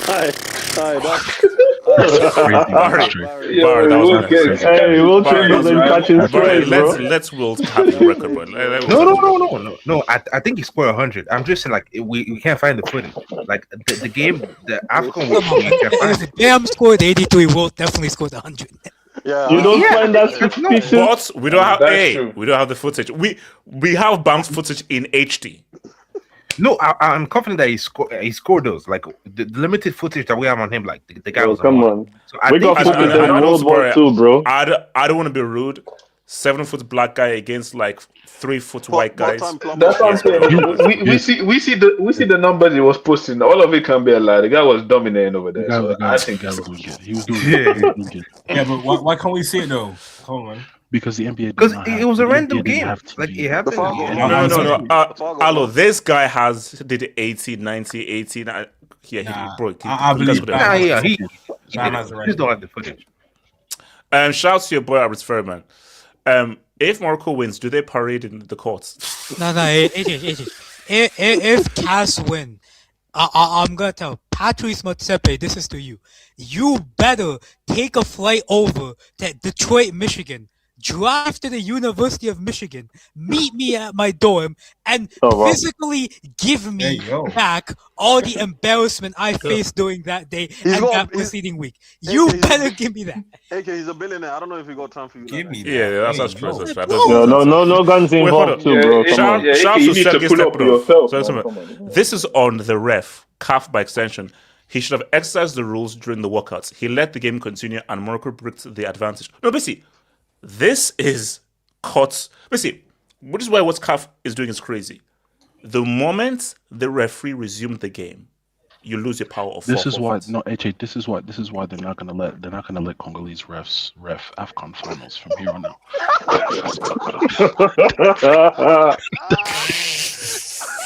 What's his name again? Jean-Jacques Ndala. Yeah, Jean-Jacques Ndala. Wait, Elijah. Also, during when things were going hectic, Elijah, why was your countryman smiling? I love you guys. It's like but my African brother. Things are tense. You shouldn't be smiling. But it's just that type of smile. Like, I know the guy inside was panicking. Like the guy, like Kenny, inside his head was hot. But you're so hot. You're like,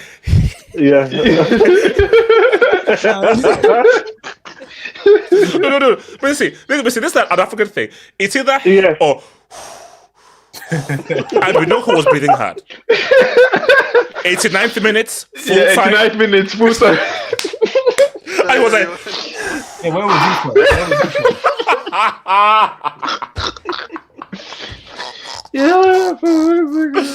No, man. Shout out my guys, man. I need to see that ref list. No. Shout out to Mexican fan, man. I mean, so we're sure that he was drunk. Yeah. So I just translated in English from a reporter from the Mexican network from Azteca Noticias. He says, I'm coming with more breaking news. The Mexico City police confirmed the death of a fan at Estadio Azteca. This occurred in the box seats area of Estadio Azteca, or Estadio Banorte, where an intoxicated fan attempted to go down from the second to the first level by jumping over the outer section, which caused him to fall to the ground floor. God damn. Yo, what?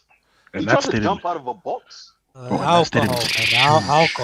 I mean, I don't even want to look at the footage, bro. He's in a better place, man. Don't drink, but if you drink, no. AK, drink responsibly. He might have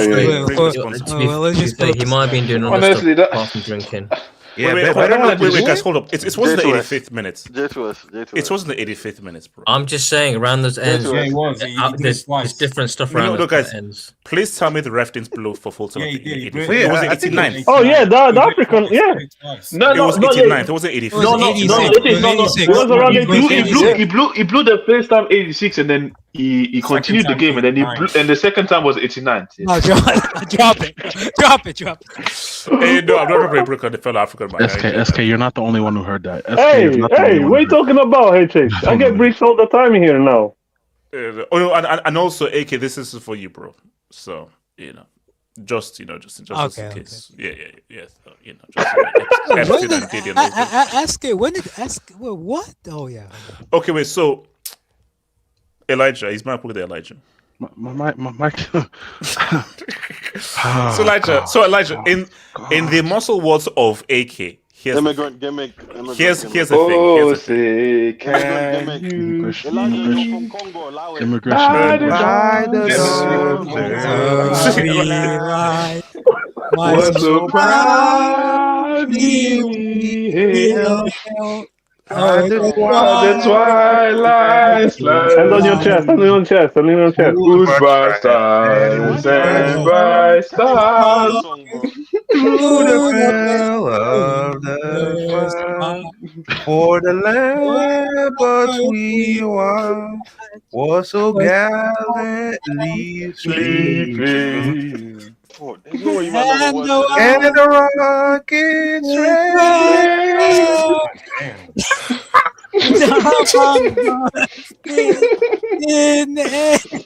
we're going to the gave through the line that our blood was still there.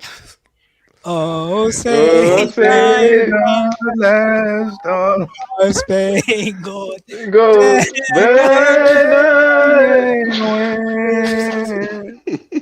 for the land of the sea and the home of the brave.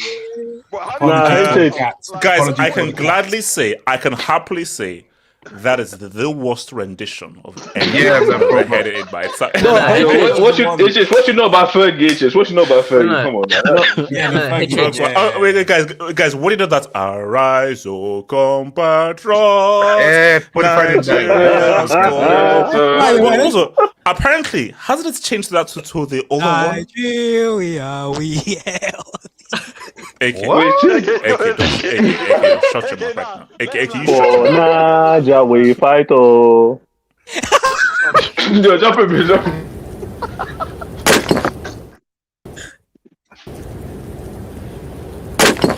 You will burn in hell when I'm through with you. But it sounded like an anime opening. Actually, wait, hold on. Before we go, actually, best national anthem. Ivory Coast. The Russian. Portuguese. Actually, no. Germany's pretty good. France is best. France is really good, but I can't lie. Bro. France. Actually, no. Japan's is the most unique. No,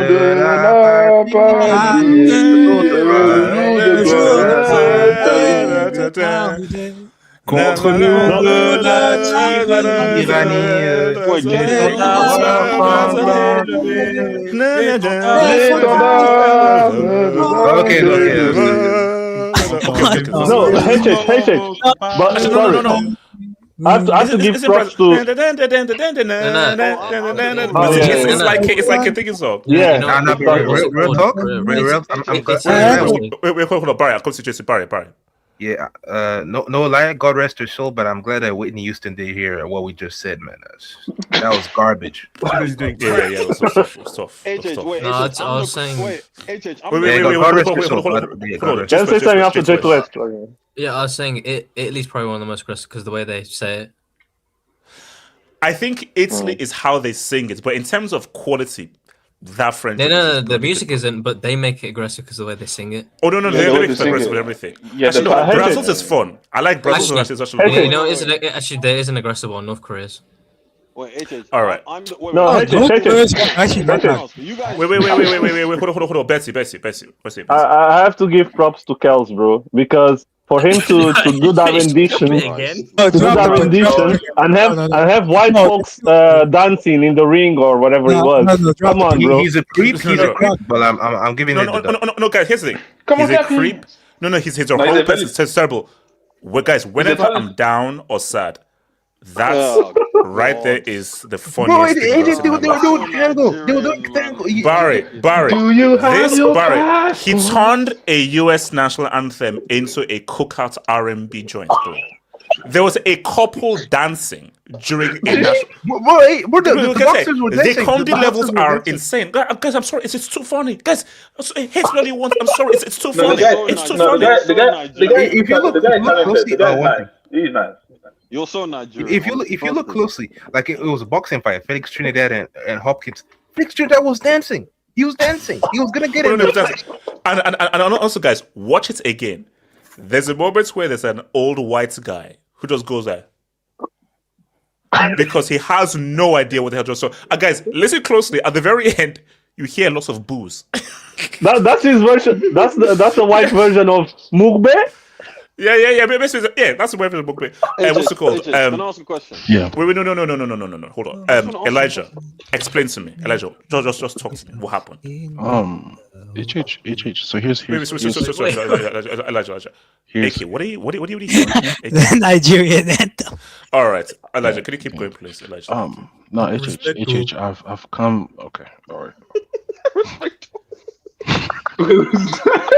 No. Z-Man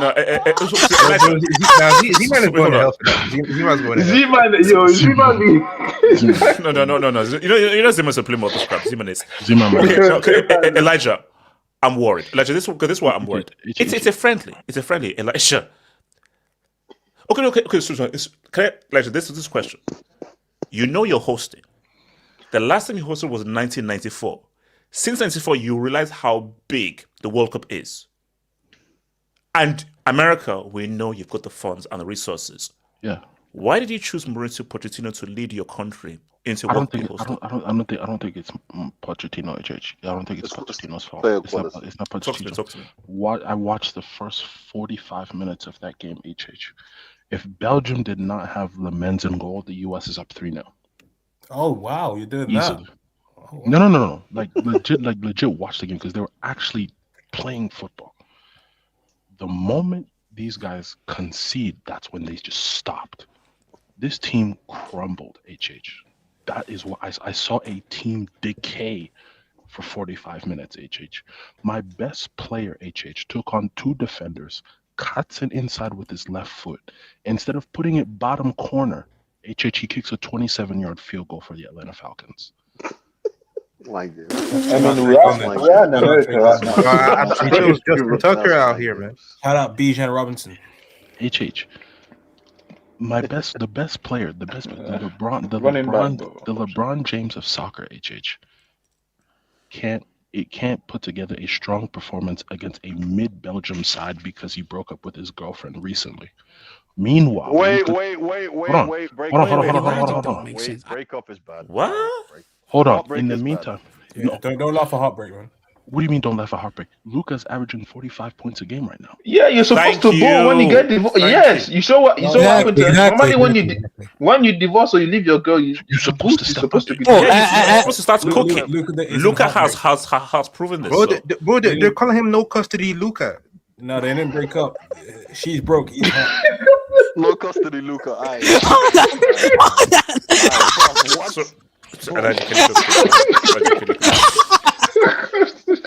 Yo, the internet is crazy, man. The internet is disgusting, man. Sorry, no, at the same time, watching Doku be defended by Timothy Weah, HH. If you watch basketball, let's say like 2016, 2017, remember Julian Newman when he was coming up and the way he would Oh yeah. HH, I need you to go and find that video. Street to you, if you know what I'm talking about. HH, go find that video. That was it brings back memories, man. And Timothy Weah. HH, stutter step dribbles. HH, bro, that midget, man. HH, no. You got it. No, let's be serious. I'm watching Doku do stutter step dribbles against Timothy Weah, and Timothy Weah is getting shifted. But isn't he a winger? Isn't he a winger at national team level? No, he's been playing full like wing back for months. No. Here's the thing. How worried are you going into this World Cup for America, or are you like, Because my thing. Okay, put it this way. Okay, no, that's a good question. What would be a failure? Getting grouped. So if you got beaten in round of 32, that would not be a failure. Depends on the opposition. It depends on who it is. If it's like Curacao, that's a disaster. Like, wait, what's the USA group? Turkey, Paraguay, Australia. Oh, you're calm. You're calm. That's what I'm saying. No. Okay, now, obviously, I'm sure with the way these things go, they always try to please the hosts. So if you top your group, you should get a manager. Basically, you should get a third place team in round of 32. Let me actually pull up the World Cup thing because I want to make sure I'm correct. I want to make sure I'm correct. Because my thing is that, guys, I don't know how America make the quarters. Well, they shouldn't make the quarters though. Basically, it should be quarters is their ceiling. No, quarters. If they get there. Yeah. Based off of today, quarters would be a miracle. If you told me 6 months ago, I would have told you, like I've been doing, the gimmick of Trump, give me the World Cup. That's a difference. So here's the thing. So I was watching the thing on HBO Max, and they had like a poll for like I think viewers, and they said that who do you want to qualify in America's group, Kosovo or Turkey? Guess who won the votes? Kosovo. Yes. Yeah. Of course. No, HH. Bro, I'd rather play Kosovo right now. I'd rather play Kosovo than I would play Turkey. Yeah. Because if you play like wait, Elijah, state the obvious. Obviously. Yeah, of course. No, of course. No, because the Turkey game we played back in, I forgot if it was November, October, where we lost 3 or 4-1 with a bunch of MLS guys. I get the MLS is the National League. We have a midfield pivot, one that plays at Atletico Madrid, who dunked on Spurs. He dropped the 2-piece on Spurs. The other plays. Yeah, that's not flexible. That's not flexible. No, I'm just saying. Cardozo's good. Cardozo's good. Cardozo's good. Cardozo's good. Tanner Tressman, who plays for Lyon, and Johnny Cardozo, who play for Madrid. 1.5 time. Listen to this. No, listen to this. We took those two off.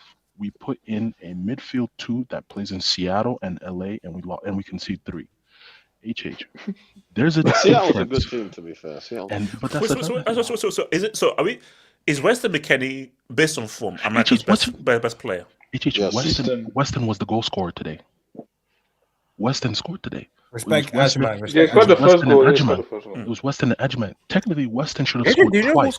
No. But this is where I go back to the first half. Weston technically should have scored twice, but the problem is off the corner, the one that bounced and then took a deflection, he shot it straight at Lemons instead of shooting straight at the bottom corner that was literally wide open for him. The problem with these guys is in the final third, they're too scared. They're not aggressive enough, and there's no. I wanted to have a friend I seen a friend talking about this about Arsenal. No disrespect to the Arsenal players, but with this US team right now, there's too many good youths on this team. There's too many good youths. We don't have enough dogs in the front line. I just wanted to ask. That lines up. Wait, hold up. Has a country ever won a World Cup the way that Greece won the Euros? No. I.e., no star players, great tactics, team. Nah, but do you know who was really close? Russia 2018. The Russians, yes, the Russians in 2018. Okay. That was steroid tactics. That was steroid. Technically, South Korea 2002. 2002. Did you see the referee? No, guys. Did you see the referee in that tournament? Guys, yeah. That is the only time in human history since caveman times the referee was paid. He accepted it and he did his job. What about Turkey? Turkey went to the semi. No, Kenny, what about us 2022, man? Us 2022. No, Kenny, you have to understand in 2002. We would have had a World Cup semifinal in 2002 if of Brazil, Turkey, South Korea, and the US. Nobody's gonna watch that. No one's gonna watch that. I said no one's gonna watch that. Don't kill me. And There's not enough twanging. Yeah, that's cool. It's true though. It's true, bro. We're Americans and we don't know how to shoot in front of goal. That's the problem. Wow, that's crazy, bro. It's true, bro. It's true. It's true. HH. Here's what I need Poch to do: bin the 4-3-2, bin the 4-2-3-1, and just go back to playing a back three, and we'll be fine. I don't know why Timothy White's playing wing back. Okay, do you know? Okay, do you know why I'm worried? Is that it's Pochettino. This guy has achieved nothing in his career, and this is his first foray into international ball. Because you see, when you're coaching in America, you need to find the very best tactician and manager you can find. Because you're not winning the World Cup. What you want is to do like a Morocco or a Turkey. No, the talent level is far above those countries. It's far below Morocco. But Elijah, don't you guys have a Folarin Balogun as well? Wait, hold on. Kenny, say. So Kenny, you don't know how to pronounce in Nigeria. No, that's how they pronounce his name over there. Balogun, not Balogun. Balogun. Yes, Folarin. That's how the Americans they pronounce it. Folarin. Wait, hold on, Elijah. Wait, Folari. No, sorry, Elijah. Folarin Balogun, man. Yeah, there it is. Perfect. Elijah.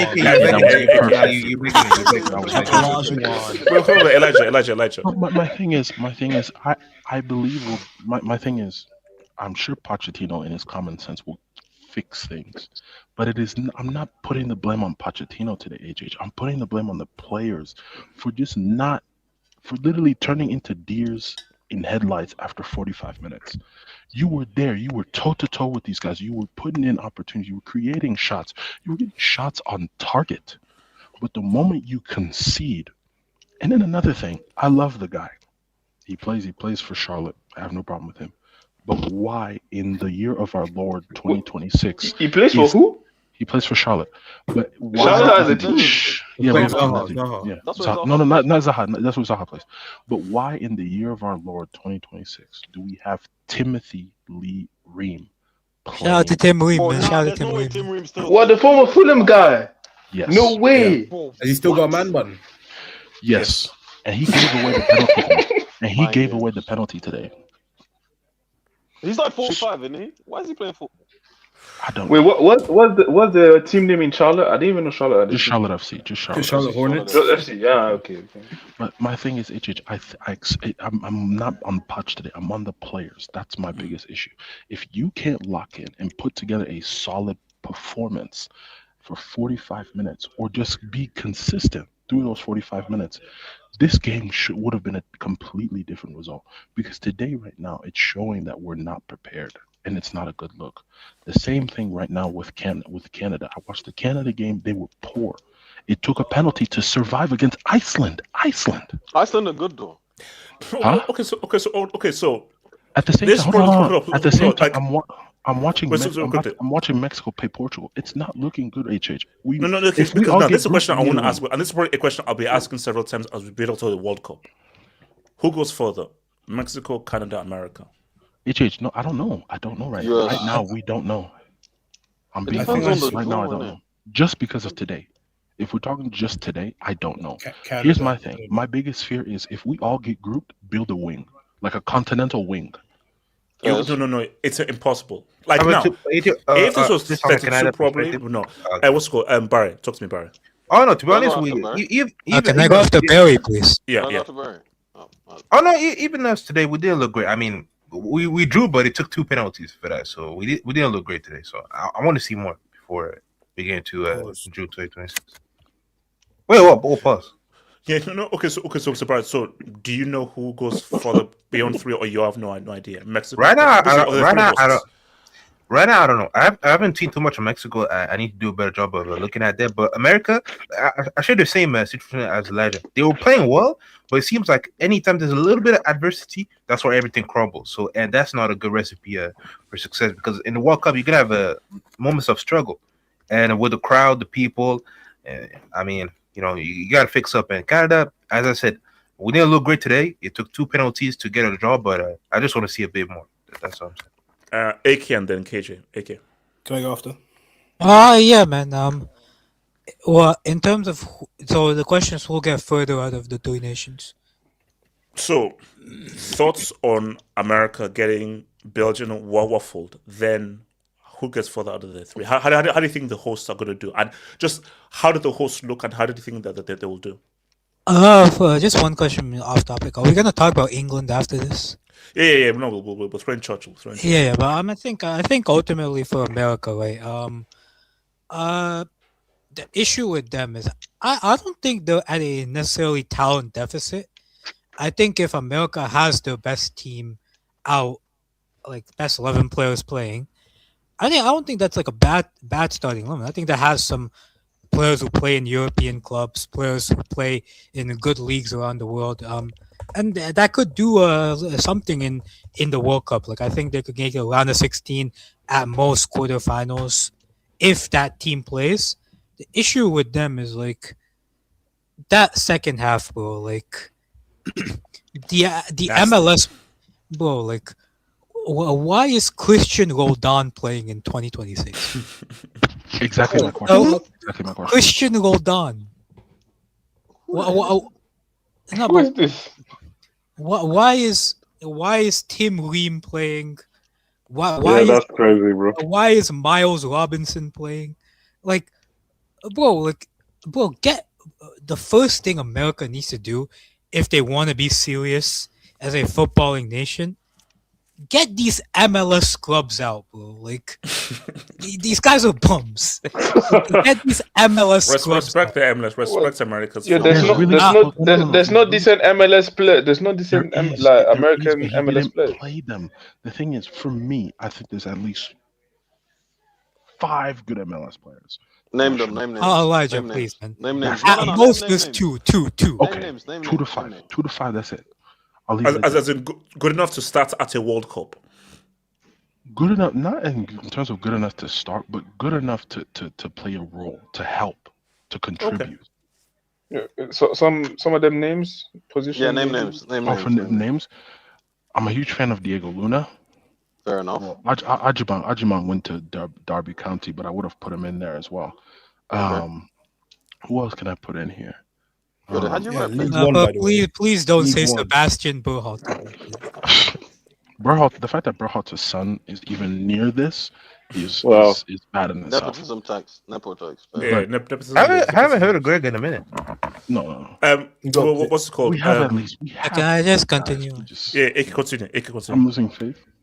Yeah, but ultimately, I think the United States will get out of the group. I think. As much as is the group is either Turkey or Kosovo. I think it will probably be Turkey, although I hope it will be Kosovo. There is US, it's Paraguay, and who's the last nation? Australia.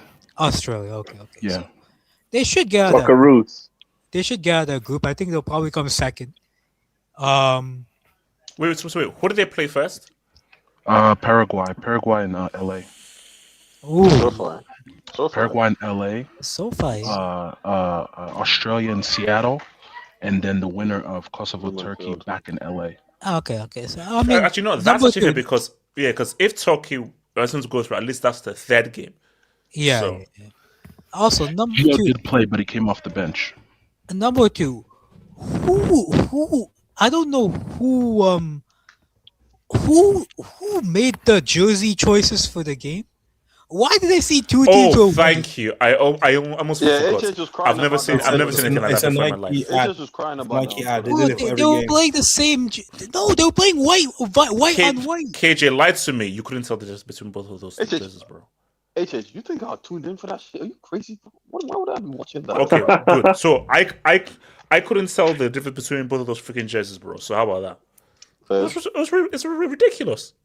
Yeah, but you're old. You already got bad eyesight, but I hear it. No. They were wearing both white jerseys, bro. What's it called? KJ, talk to me. Let Alo go first. You just go here. Let him go first. Alo, talk to me. Yeah, man. I think the US is weird because I see the players, the team they have, and it's like it should look decent, on paper. Well, some of them look decent, but I don't know. I think they rise it in the World Cup. So I think the last World Cup they did quite well. I remember when I watched the US England game, and they did quite well. And they got out of the group. I think they lost to Netherlands in the round of 16. So I think they might get out of the group in terms of, the capacity of reaching the round of 16 quarterfinals. That's too much. And out of the three, who's going to go furthest? I think Mexico will break the fifth game curse, even though there's a round. Oh, really? Yeah. Even though curse, right? So it'll be the. Wait, what makes you say this? What makes you sure they'll break the curse? Because at home, I don't know their players. I looked at their players, the lineup, and I couldn't recognize anyone except. So you said you don't know their players, but they will break. No, but I think because of the home tax, and I don't know their players, but I saw home tax will carry them through. Interesting. Where's Chucky Lozano? He's not on the squad. Chucky Lozano in 2026. What? No, Chucky's not, bro. Yeah, Chucky's not even in. Right now, because he has problems. He has problems with the manager. Even his own brother was criticizing him. Yeah, to be fair, to be fair, Alo, their best player is Raul Jimenez. Yeah, Raul Jimenez. Yeah. By the way, João Felix is currently getting pocketed by some random Mexican left back. Right back. Jesus. Yeah, I looked at this lineup against. João Felix is not seeing the pitch. But to be fair, don't sleep on Canada. By the way, if Alphonso Davies comes back, wait. Davies left wing gimmick in real football. Like, what are we doing? Respect. Sam so you're saying that Mexico will go the furthest? Yeah, they'll go round of 16, I think. But I think Canada can also reach around of 16 as well. Wait, is Junior Hoylett still playing for them? I'm curious. No. Oh my God. Okay, I was curious. But don't sleep on Ismail Kone from Sassuolo. Yeah, that's my dog. That's my dog. And Joe David and Cal Larry. Shout to the Swallows. He from the city. Well, Cal Larry. He's from Montreal. Wait, hold on. So let's step man. So guys, okay, go for it. America. Go It's funny you guys are calling me a coon, but you might know all the national anthems for these colonizers. But that's besides the point. Look, I think that that's crazy. I think that when it comes to the US, right? Did I lie? You lied. When it comes to the US, right? We say they're good players partly because they're American and it surprises us they're playing in some of these teams. That's what it is. They're not good. They're American and it surprises us when they're playing in these teams. That's why we're like, oh, they've got a decent team here. These bums, right? You know what? I'll give Balogun. I'll give him his props. He's resurrected his career this season because it was looking squeaky the last few years of Monaco, right? You know what? He's an above average footballer. Pulisic, as much as shit as he is, and as much as he embarrassed himself for our club, he's an above average footballer. I'll give him that, right? McKennie, average footballer, but Juve is shit. That's why he looks good in a dead team. Outside of those three, right? Tyler Adams. Who? Tyler Adams. Injury prone. Injury prone as well. Fair enough. He's injury prone, right? My thing is this: as far as attacking talent is concerned, right? He's playing Weah at fullback. Weah is a wingback at Marseille, and he's pretty mid at that.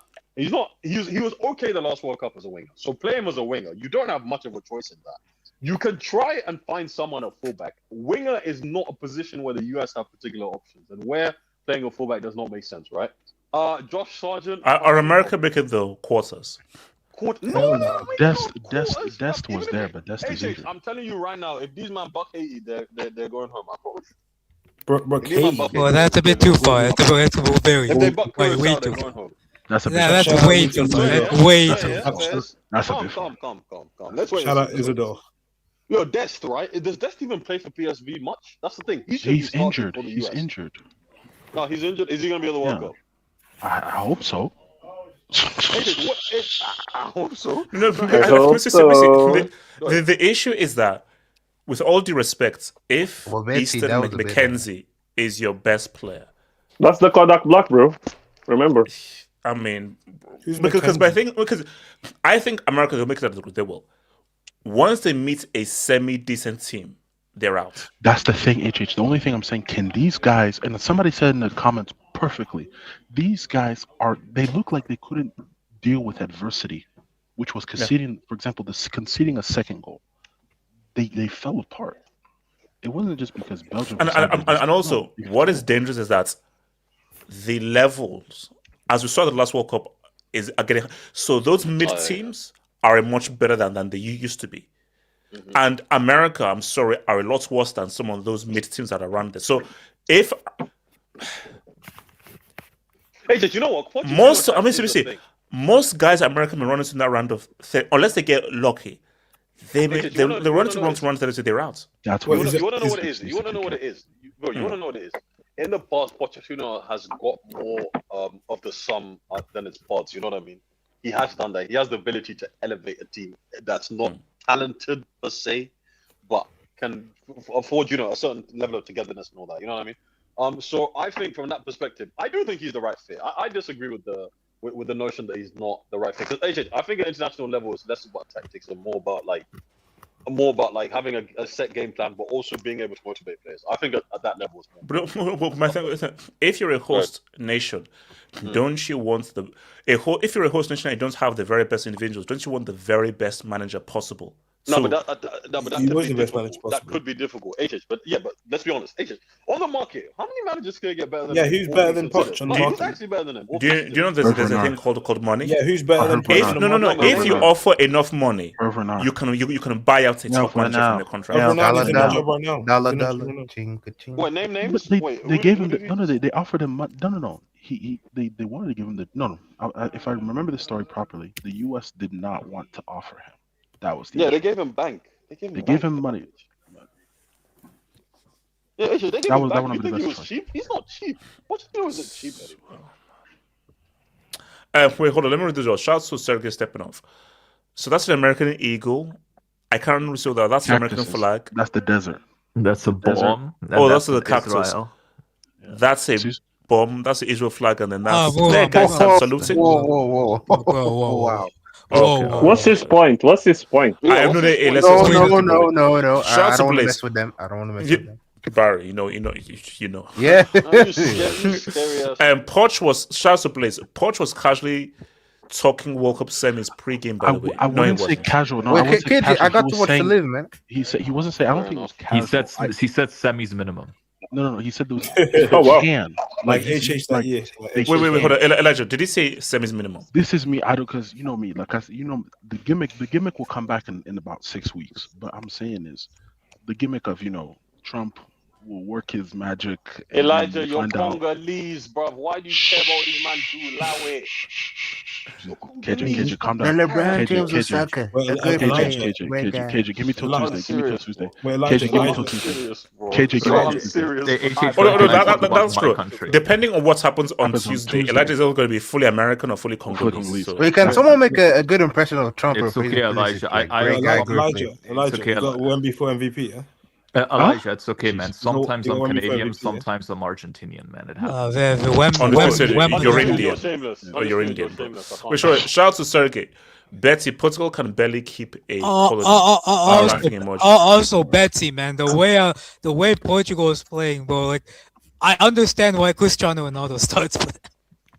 Yeah, Gonzalo Ramos, bro. Come on, let's. Bro, that guy is horrific, man. That guy is horrific. Bro, Roberto Martinez is my coach. Bro, what can I do? Guys, I'm telling you this right now. A Portugal World Cup is possible. Let's go, bro. I need that. And guys, if João Felix lifts up that World Cup trophy, we're doing a 24-hour hangout. Wait, if Felix touches, if he lifts up that, guys, it will be the greatest vindication of my entire life. Bro, CR7 lifted it. It's a 5-hour hangout, bro. What are you talking about? CR7 might lift it too. So like, can we speak on Penguin? No. Cristiano won't be there. Okay, so what's it called? AK, talk to me about Churchill, man. Cristiano could have one leg and he's going to that World Cup. You know that. Come on, England. He could have no legs, no arms. He'll be at that World Cup playing and starting. Of course. AK, talk to me. AK. Yeah, man. Yeah, I think. Bro, did you? No, I mean, like, the game was so bad yesterday. Like, they were so bad yesterday. Like, but like, I don't know how to judge them. Like, that it wasn't their best team. And AK, this is the Uruguay team that held 5 against Pacha's US 3 months ago. Yo, did you see Araujo's tackle yesterday, bro? Oh, he my. needs to leave it. Bro, He needs to leave it seriously, in man. London, man. I don't want to see that and come Atletico Madrid. I don't want to. I'm looking at this England team. They have talent. They have talented players, no doubt. The issue with them that might hold them back is Thomas Tuchel's making some really weird decisions, bro. Like, I don't know what you can't go out there and say, Harry Maguire is your 5th choice center back. He literally said Trevor Chalobah is ahead of Harry Maguire in the pecking order. Excuse me? This is a disaster. Trevor? Yes. Well, obviously not. Gay is better than him. No, he said Trevor Chalobah is ahead of Harry Maguire. But I think. Yeah, but to be fair, it was second team though. You can't really judge it, man. True. But Thoughts on Morgan Rogers being ahead of Bellingham, by the way? That's another trash decision. Yeah, Morgan Rogers No, it's a good decision. Yeah, wait, hold on. No, basically, AK, can Churchill rise? They don't have enough. Can Churchill bring her home? They don't have enough top players. The best players are out of form, bro. Like Bukayo Saka's out of form. Cole Palmer's out of form. Chill. Marcus Rashford. Okay. Like the attack is out of form bar Harry Kane. Midfield wise, I think they're actually quite good. Defensively, I don't know. Like they're a bit weak defensively. Where are they weak? Bro, like I'm sorry, the right back is good. The center back, I think even if you give a Gahey Maguire partnership, I still think it can be defensively, it's not great. Even Stones hasn't been good for Stones. I mean, basically, it's basically flipped. Back in the day, England were super strong defensively and were okay attack-wise. Now, attack is where they're strongest. Defensively is where they're most shaky. So. I think midfield is where they're strongest defense. I think they have a lot of midfield options. But apart from that, I think England, the issue with them, they don't have enough star quality, man. Like, I don't know, bro. Ben White instead of Trent, bro. That's another poor decision. Yeah, that's crazy. You guys, these are experimental games, man. You don't really think that these guys aren't going to be starting at least. No, but Calvert-Lewin is not going to be starting shit. Yeah, I don't think it's about the starting. I think it's about the squad selection. Like, you can't say that. So, what do you think England is missing the most? What are England missing from finally bringing the trophy back home to Churchill? I can't believe I'm using HH language, but that bit of Salini, man, that bit of Lala, that bit of. Hey, bro, fight it grows on you, bro. The Asian it grows on you. It grows on you, bro. Oh, where's the magic, bro? Where's the magic, bro? France has magic, bro. Spain has magic, bro. Do you need Salini to win a World Cup? Is Salini a necessity? You need stars, bro. You need star quality. Bro, England got stars, right? Kopama. They just need to show up. Kopama. No, but to be fair, Saka turns up every tournament though. He rises. I don't know about this one though, bro. Has he ever Saka's looking freaky now. In tournaments. Bro, I'm sorry. A winger generated out of Claude AI should never be the guy who turns. Saka is my winger. Who's your winger? Yeah, chill out, man. Bro, they really reached the final. Saka is my winger. I love that. One thing. I take it. Wait, hold on. Ake then. Also, this is also something off topic, bro. Argentina as well, bro. Like, how are you only beating Mauritania 2-1, man? What are you doing here, man? Mauritania's good. I watched that game, bro. They were ass. They are taking way too many players from the previous World Cup win. They're doing that mistake, the same mistake Italy made in 2010. The same mistake I would say Spain made in 2014. Wait, so is Messi getting injured? Is it fair to say? No. Wait. Hold on. Barrett, talk to me. Barrett. I do think England have like a good enough team. They just need to show up, to be honest. So good enough team to win the World Cup. I think yeah. They have enough depth. They have enough guys. I just think they need to show up. They just need to show up in those big moments. That's my only thing for them. Okay, but Barry, my question, because I was actually having this discussion with my brother. So, quarterfinal semi, France, Portugal, Spain.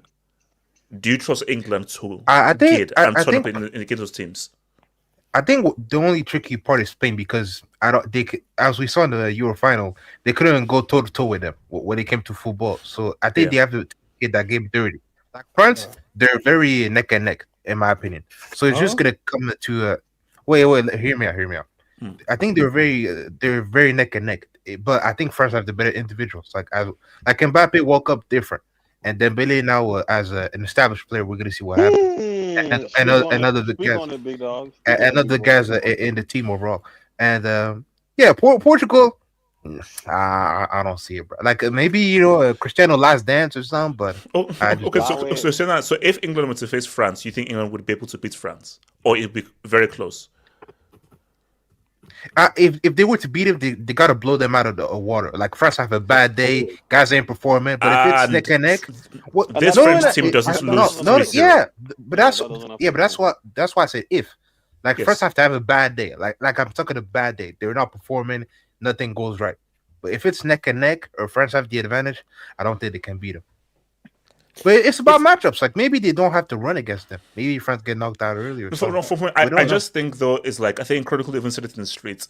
It's that winning mentality, that winning gene. I just think that the talent that the players there, England just lack that psychology of knowing how to, especially those close. Like England will beat the teams they're supposed to beat. Will England beat the teams where they're like 50-50 or slight underdogs? That's the issue. That's like once England face a team that's as good as them or a bit better than them, will they be able to beat? When was the last time England beat a team that was literally on their level or slightly better than them? No, but that's by Germany. No, Germany. That's why Germany were worse than England. I think they were worse. Yeah. I think that's why they bought Tuchel in though. But actually, that's a good question. Okay. So on this I actually genuinely don't think England's beaten a really good team in this entire century, at the World Cup or the Euros. Can you think of one? Name one. I can't disagree, bro. Netherlands, Euro '96. Yeah, but that's 96. That's last century, bro. Germany 2021 was a good team. No. Okay, you're right. They have. Yeah, that's 30 years ago. I can't think of one. So say this century, England have not beaten a top tier Let's be team. honest. In 03, almost the whole team they wasn't got born yet. knocked out when they faced Brazil. Wait, hold on. On this. So 02, they got knocked out by Brazil. They don't have. First of all, they're very poor at penalties, which doesn't really help in general. And they just don't have the gene. They really don't have that gene. And I don't think it's going to. I actually think this England team is worse than it was in 2021. I think the best England team of this century so far that I've seen was 2021. I thought that was a pretty good team. You thought 2021 was better than 2022. What are you on about? Even around. Wait. You're saying the 2021 team was better than the 2006 team? In terms of how they played, I would say so. No. Okay, I say not play or talent. In terms of how they played, like what they actually produced, like how they. With Mason Mount and Henderson. Come on, man. I know. Mount was a UCL winner, then, man. I agree. On paper, they're not as strong. But I thought 2022 World Cup might be the best England has played. This team is better than No. But I think to the point of what they're saying though. To be talked about as potentially winning the World Cup when you've never beaten a top team this century. What's the top team though? What's the top team? Bro? Spain, France. Okay, so they lost 90th minute to Spain, and France they lost a penalty issue because Kane. Allo, what's the key word there? Say with me. No, but they also lost. They also beat the Netherlands. They also beat Germany. They also beat. No, I said. Wait. Did you hear what I said? A top team. But they've never, Netherlands are not considered a top team. The problem is the Germany team that they beat, that was between them getting grouped in back-to-back World Cups. That was the team we were talking about. And England were talent-wise were better than that Germany team. They were better. Could you also say the path was also beneficial for them as well? Yeah, they had. Hell yeah! Because and then when they faced arguably the best, but not tournaments, they lost on penalties. So basically, every time that they faced a really good team, they've lost. That final, they should have won that final. Like after that, I think that Elijah, what's the key word here? Should have, could have, should have. I want to deal with absolutes. They have not beaten a top team. They've come close. They have not beaten a top team this century. What about Germany or Portugal then? You can say about every team though, except France and Spain. No. Germany's beaten Argentina quite a few Germany times. beat You France can't in say that. 2016. You can't say that. Germany beat France in 2016. Germany beat France in 2016. No, they didn't. France beat Germany in 2016. Oh no, sorry. Germany beat Argentina numerous times. You can't say that. Oh, 3 times. Come on, bro. 06, 2010. 06, bro. I was 6 years old in 06. Bro, that was a good team in 06, bro. They literally won the World Cup. They've won a World Cup. You can't compare yourself to Germany. Literally, come on, man. What are we doing here, bro? Bro, so in 12 years, you haven't been any big teams. What are you saying? Can I speak on this? And in a century, you've not, and in what 26 years, you've not been any big teams. Is that what you can say? Germany wasn't a poor team and then hype up 12 years ago. Wait, hold on, Alo likes to have this niche. Alo, are you just bringing contrarian for the sake? Because Alo, Germany won a World Cup 2014. No, end of discussion. No, but my point is you can't use. Yeah, sorry. Can I ask? You're from France. Your parents are Ivorian, but you're doing England rep. What are we doing here, gang? Yeah, I live in London, bro. Come on, man. This is the most British sound. Bro, hey, KJ, you do the same thing. Thank you. KJ does the same thing. I implore you to watch what KJ posted on Twitter. Okay, wait, hold on. Okay, my thing here, like it was French, man. Like, okay, listen. My thing here is, I don't know how England win this World Cup. I'm sorry. Okay, they have the talent to win the World Cup. They do. The issue though is that there is a path. It's just they have an elite manager. Where's the now. path? I don't know why you're so down on The path is they've got an elite manager now. the simple thing is. Can I go? No. Okay, wait. So another manager thing. International ball is not based on the manager. It's based on the individual. You see, club for football, a lot of it is based on the manager. International ball is about the damn players. It is, but no, it's not. That's not just. I agree. It's based on like individuals over the manager, but don't you think that in the games where it's neck and neck, Facts. Yeah. Thomas Tuchel can deliver like a tactical switch or or bring in a tactical switch that like changes the game in England's favor. Like he brings off like a Cole Palmer off the bench and like puts him in a position. Okay, look, see, I think it's two ways. For sure, it's an upgrade on Southgate. He's simply a better tactician than Southgate. But at the end of the day, when it comes down to an individual needs to change the game, someone needs to rise above and change something. And it comes down to those fine margins. Can I point it out, like Tuchel and also Ancelotti, right? When was the last time some country hired a foreign superstar manager and it actually worked out? It never works out. Who was Scaloni? Who was Scaloni before Argentina? He was a nobody. Who was like? But do you know? It's not about the manager and the coach, it's about the players. A foreign manager's never won the World Cup. It's always been from the same country. So yeah. Who was Deschamps? And who was Deschamps? I think he promoted Juve from Serie. There's some examples. I think Tommy. Wait, guys. What is what's it called? Barry. I think Tommy T and Ancelotti can lay out a good plan for both teams. I just think they just need to drop. I mean, Brazil, they have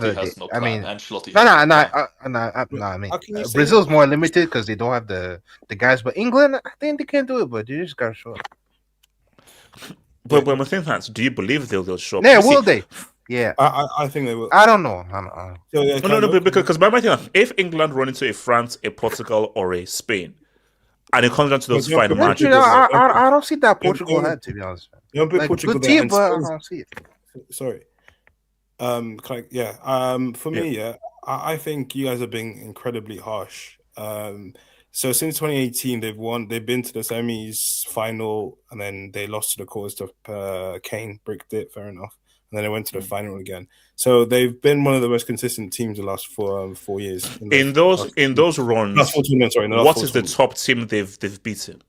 That's fair. You can say that, but they don't make the draw, and also they lost to teams that were similar to. And that's why I agree with you. No, because I hate when people say stuff for other countries. Oh, they've reached the final and everything. Who have they played? Who did they beat to make those finals? Because the issue is, until they Sweden, beat a top team or a team better than them. Denmark. Yeah, what are Come we on, saying? man. I get that, fair enough. But my point is, I think you can say in 2026, if you count and slightly as watch, like I kind of do, Tuchel's the best manager in the World Cup tournament, which means they have an advantage. Has he ever coached internationally? Has he ever coached internationally? No, he hasn't. But that'll be his chance, and it'll be his first chance. You can't knock it before you see it because he has the talent level to make and talent, win. And also you guys say no, because my thing is we are just going via evidence. Okay, we are just going via like Tuchel, look at what he's now done in the Champions League. Look at the talent. We don't know what is going to happen once Tuchel working with these particular sets of players. No transfers, no buying players in with these sets of players. International ball at a World Cup. It's a whole different kind of but you can't knock it down. Though. You can't knock it down. And also, no.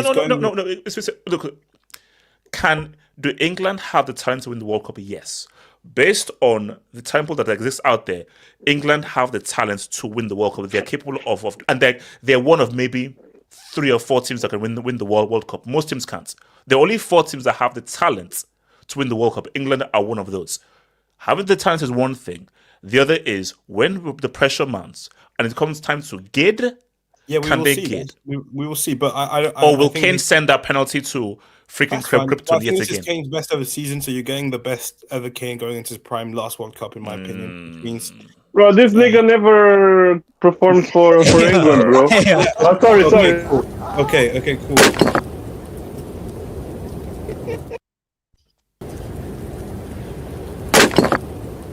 Goes and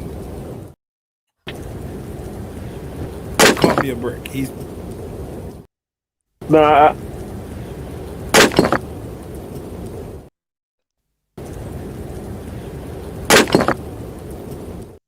and just one more because I do apologize. I never said it with ER, bro. One more for the culture. No, I do apologize. Allah, can you keep going? I'm playing, and then I think this is. I completely disagree. I think this is England's best and most complete team they've had in the last 10 years since 2018. Well, 8 years since 2018, because they finally have a good wingers, actual good wingers. They've got one of the best 9s. They've got a midfield dilemma which is full of good players, which means even if they do pick, I don't know, Anderson, Wharton, Rice, Bellingham, it's all good players. And as they've been saying, they just need to rise. And if they do, we'll have to see. But I think when you guys mention teams like Spain and Portugal, I'm sorry, and I look at Spain's defense, that's laughable compared to England. When I look at Portugal's wing attack, that's laughable compared to England. So I see France. Allo, what you can do is what you can do from the England perspective is to laugh at Spain, who are the Euro winners and one who beats England. No, I'm talking about the defense. Silence, schmalence, mlalence. It depends on what you do on that damn freaking bitch, bro. Don't give me that time. HH, can I just ask a question before heading out? Yeah, Bessie, what's the question? Yeah, because I'm heading out now. So I know today was more focused on internationals, but like maybe next week, are we gonna talk on this all PSG canceling matches? Yeah. We'll get back to that. And also, like Rafinha is injured for a crucial part of the season as well. I think we need to talk on that as well. Is that 4 weeks or 6 weeks? Yeah, 4 or 5 weeks. Where's the Rashford, man. After the entire World Cup, the groups are announced. So after we get the final playoffs or whatever. Basically Tuesday we'll have we'll have the hangout during Congo's game with, I suppose, Jamaica. So I'll be there. We'll be there. So Elijah will be giving us a live tweet through Elijah, I don't know if it's real, but I've seen a picture of a Congolese supporter in Mexico 8 days before the game. That's a real image. Oh, that's actually real? That's a real image. No, that's dedication. That's dedication, man. But Barry, this is. That's historic. The biggest game in 50 years or something. No, because guys, Tuesday, Congo could make for a long time. Italy as well. On the freaking clock, bro. First World Cup. I need Czech otherwise, man. I need Czech otherwise, man. Yeah, they if you're in the Discord, I put that video in there. It's in French, but it mimics a PSG fan who went to a PSG game 6 hours in advance. This guy was in Mexico 6 days in advance. Yeah. Bro, I'll be Congolese on Tuesday, man. Oh no, come on, we all have to be Congolese. Shout out to No Woman, No Cry, Bob. Wait, HH. We gotta support the motherland. HH, just 1 point, right? How good was Bob Marley really? Was it? HH, 1 point. I'm sorry. I went to the France-Brazil game a few days ago, and I'm not gonna lie, bro. That Brazilian team of yours, it's mad. You were at the stadium. Yeah, I live an hour away from the stadium. HH, wow. Shout out, man. Shout out. Bro, HH, France, yeah, Brazil are ass. No, bro, I'm sorry. No, they're not. The second team is ass. HH, the France. Look. I know there's gonna be. Look, let's be honest. Gabriel makes a big difference to that team. Marquinhos makes a big difference to that team. Look, they didn't have some players in, and the same with Alisson. Them boys ain't even trying, man. But in my opinion, Alisson hype in 2026. But in my opinion, I'm sorry, guys. Like this thing about people complaining about France in the midfield. I hear it, but I don't think it's enough of a deterrent for me to say they're not the favorites. It's a serviceable midfield, man. Yeah, no. That's the key to and they're still the best. Listen, watching France again, I still don't think they'll win it. They'll be hard to beat. Basically, France is a World Cup team. Brazil are just a bunch of clowns. They put together, bro. Big cat. No, I'll be honest. Sorry, I can confirm. Martinelli is actually Brazilian. He's not Brazilian. Also, did you see? Chill out. Did you see how? Neymar needs to come. Are you sure you were at the stadium? Because he was actually no. KJ, you saw it with your players. Tell me that team doesn't need Neymar. Even at 85%. No, KJ, raise the key. Raise that key to high. Raise that damn key high. Key. They need that brother. Can I say something about that? Wait. What's Barry? Wait a second. I'll come to you, AK Barry. Okay, see, here's the issue. I remember you asked that same question a couple of months ago. I was like, nah, like he can't do it. But even still today, see, here's the problem. If he wasn't that, okay, he's 34 or 35, I don't know. So if he wasn't that injury prone or like whatever, I'd say, okay, you know what? Yeah, screw it. But even if he goes, the guy might get injured. Alo, it's worth the sorry, Barry. It's worth the risk. It's worth the risk. Barry, put it this way: I take him, he gets injured, I live with it. Because you know what? It's a gambling. It's worth the gamble because let's say that you went because Barry, you took him, and whose place did he take? Where's the effing talent? Oh my gosh, you took a place from a much more deserving player. Like who? Barry, the talent is so bad in the ass cheeks. Take the gamble. If he gets injured, F it. I'll still do it 10 times out of 10. Because when I watched the game against France, I'm like, bro, they have a lot of problems. But they need a playmaker. Like, they need a guy who can make plays.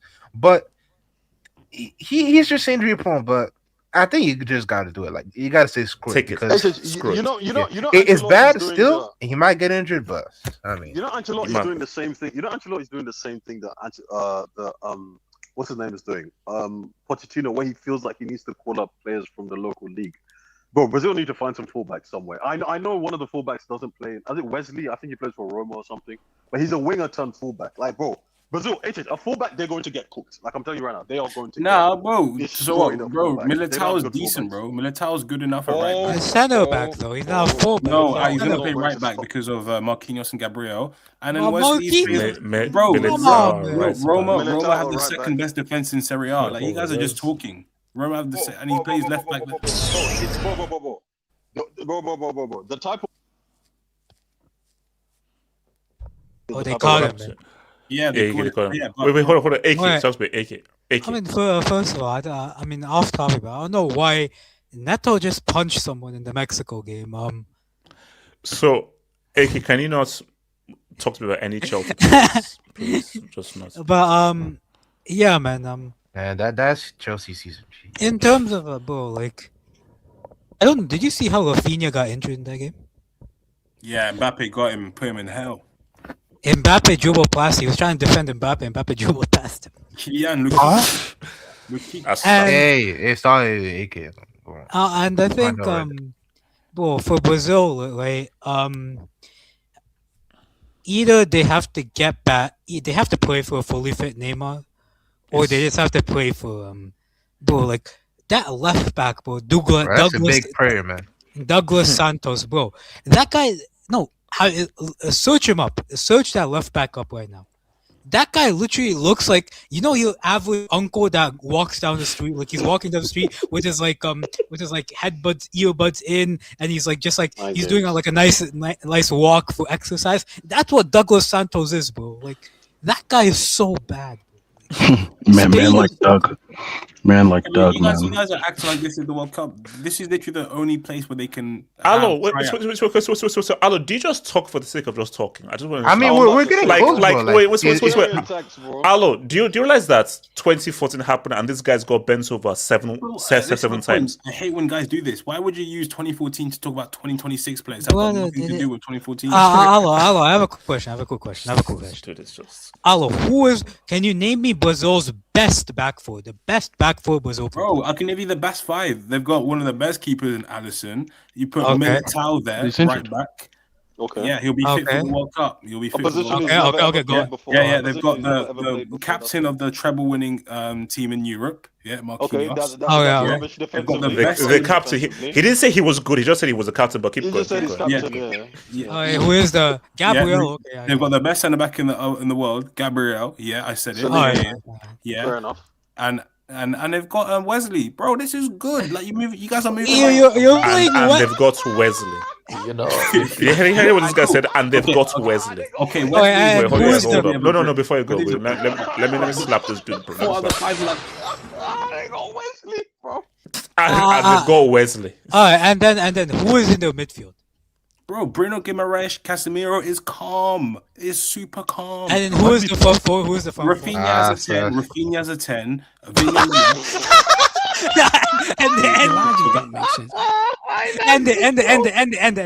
No, I'm done. Goodbye. So what? Rafinha the 10 is done now. Okay, Rafinha on the right then. Rafinha on the right. I know Rafinha. That's my guy. That's my dog. Like. That's my guy, but he can't play make, man. So like, somehow the worst player you named in this entire team is Allison. By the way, this guy is horrendous, man. Bro, that's a crazy. And that's coming from a Liverpool fan. Basically, say, Allo, you're forcing it. I can't lie. So what? Bruno Guimaraes and Casemiro isn't a good midfield now. Alright, cool. Fair enough. Casemiro, man. In 2026. So you haven't been watching Casemiro? It's simply in it, bro. It's simply in it, bro. Oh no! Look, look. Put it this way: Brazil are not sniffing a World Cup. At best, quarters that they're opportunity. This okay. Is it fair to say that this World Cup is between France, Argentina, Spain, England? Sorry, can someone name me the Argentina back four so we can laugh as well? Or people? No, I do agree. I do agree. Their team is not actually that good. Or should we mention the fact that Spain's back four? World Cup holders tax. World Cup holders. Well, Allo, can I ask you? What's the furthest you think this team can go? I just want which team? Brazil. So they can obviously win it. Why should be furthest? They can win. But this is my point, though. You're a dumbass. Your logic don't make sense. Win it. How can the furthest not be winning it? Like, yo, kid, your life is crazy, bro. Do you know what's crazy? Yeah, is that they've probably got like, bro, you are just, bro. You know what? This guy just talks, bro. He's a troll. Yeah, no, he is. The guy just talking. I hear it. You're gonna come back, but Allo said this and we laughed and then apologize again. But cool, man. Whatever, man. Swear down, yeah. Bet that game. We'll be here. Don't worry. We'll be here. No, let's see. So look, we're definitely not getting a new winner. That's not happening.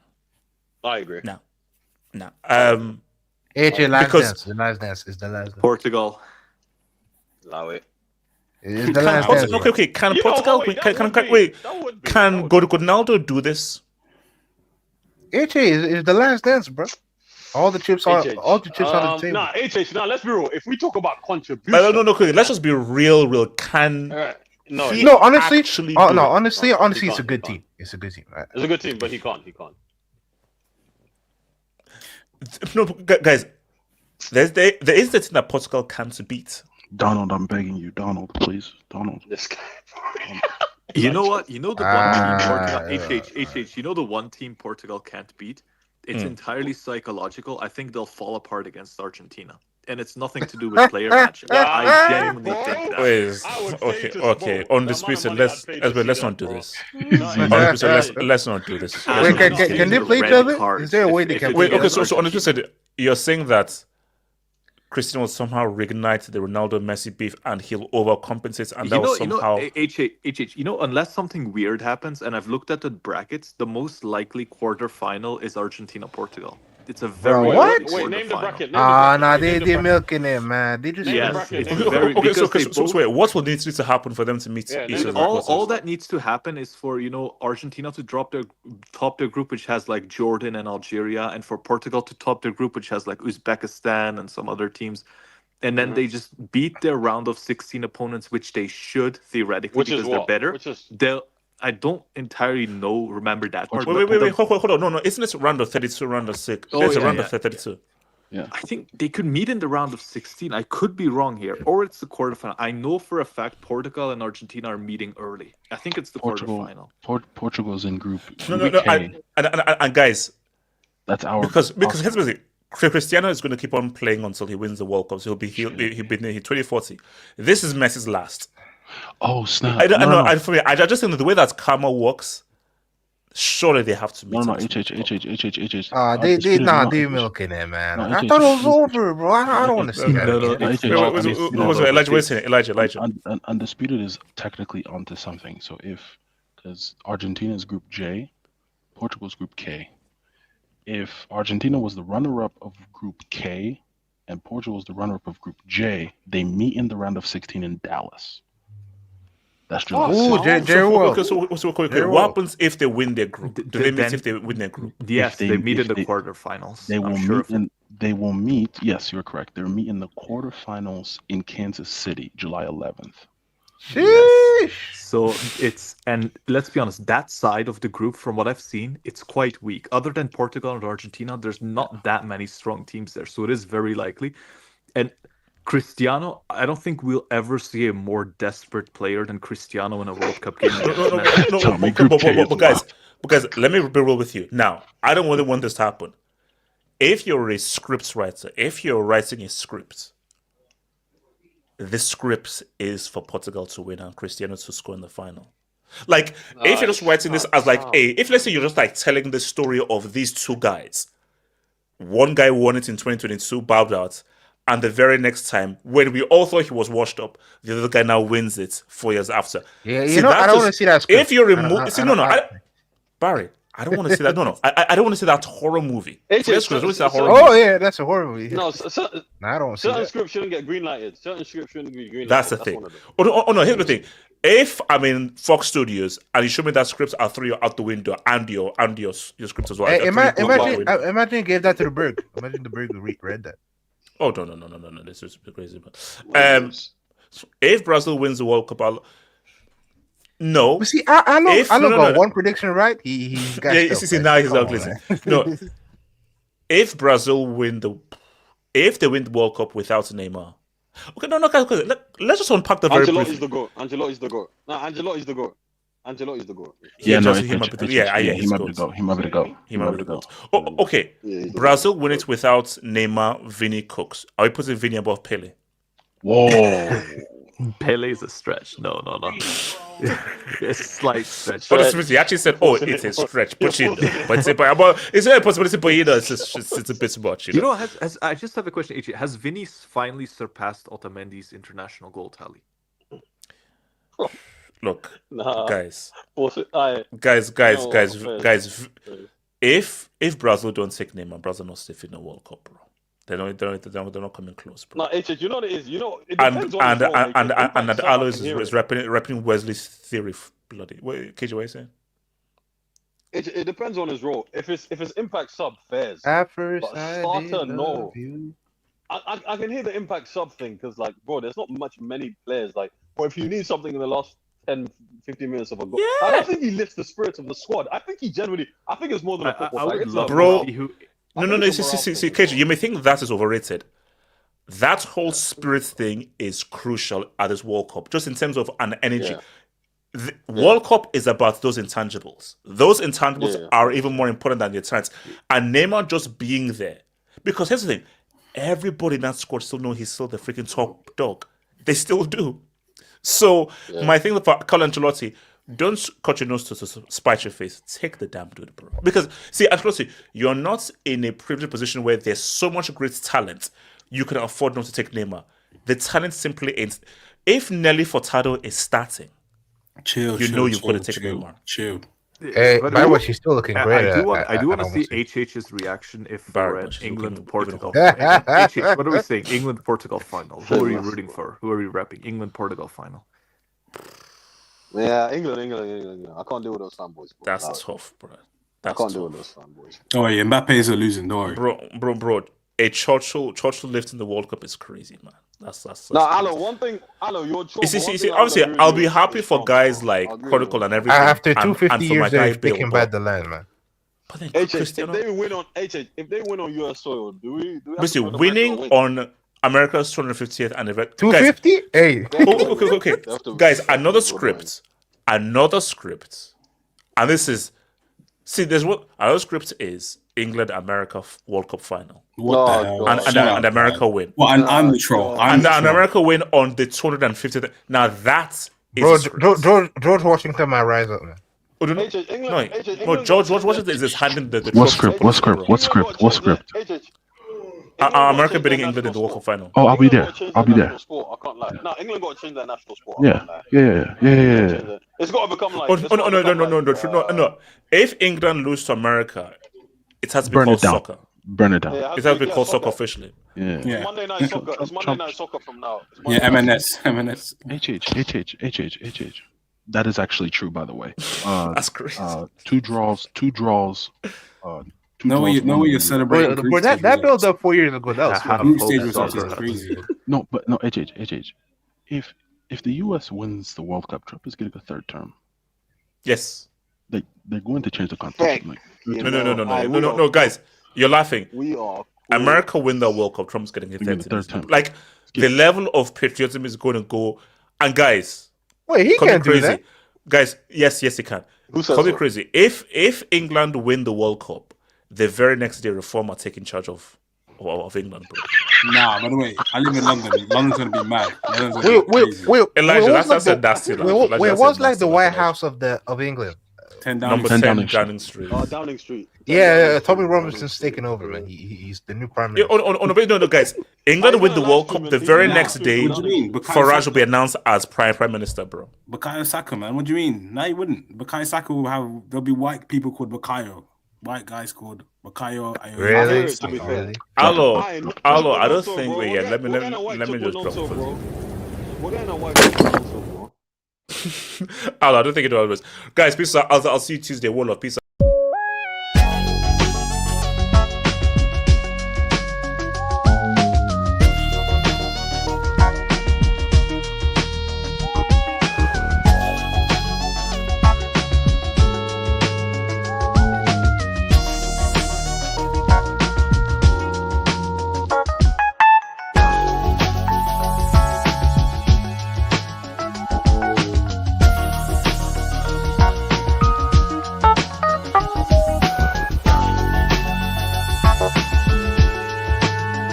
Bye.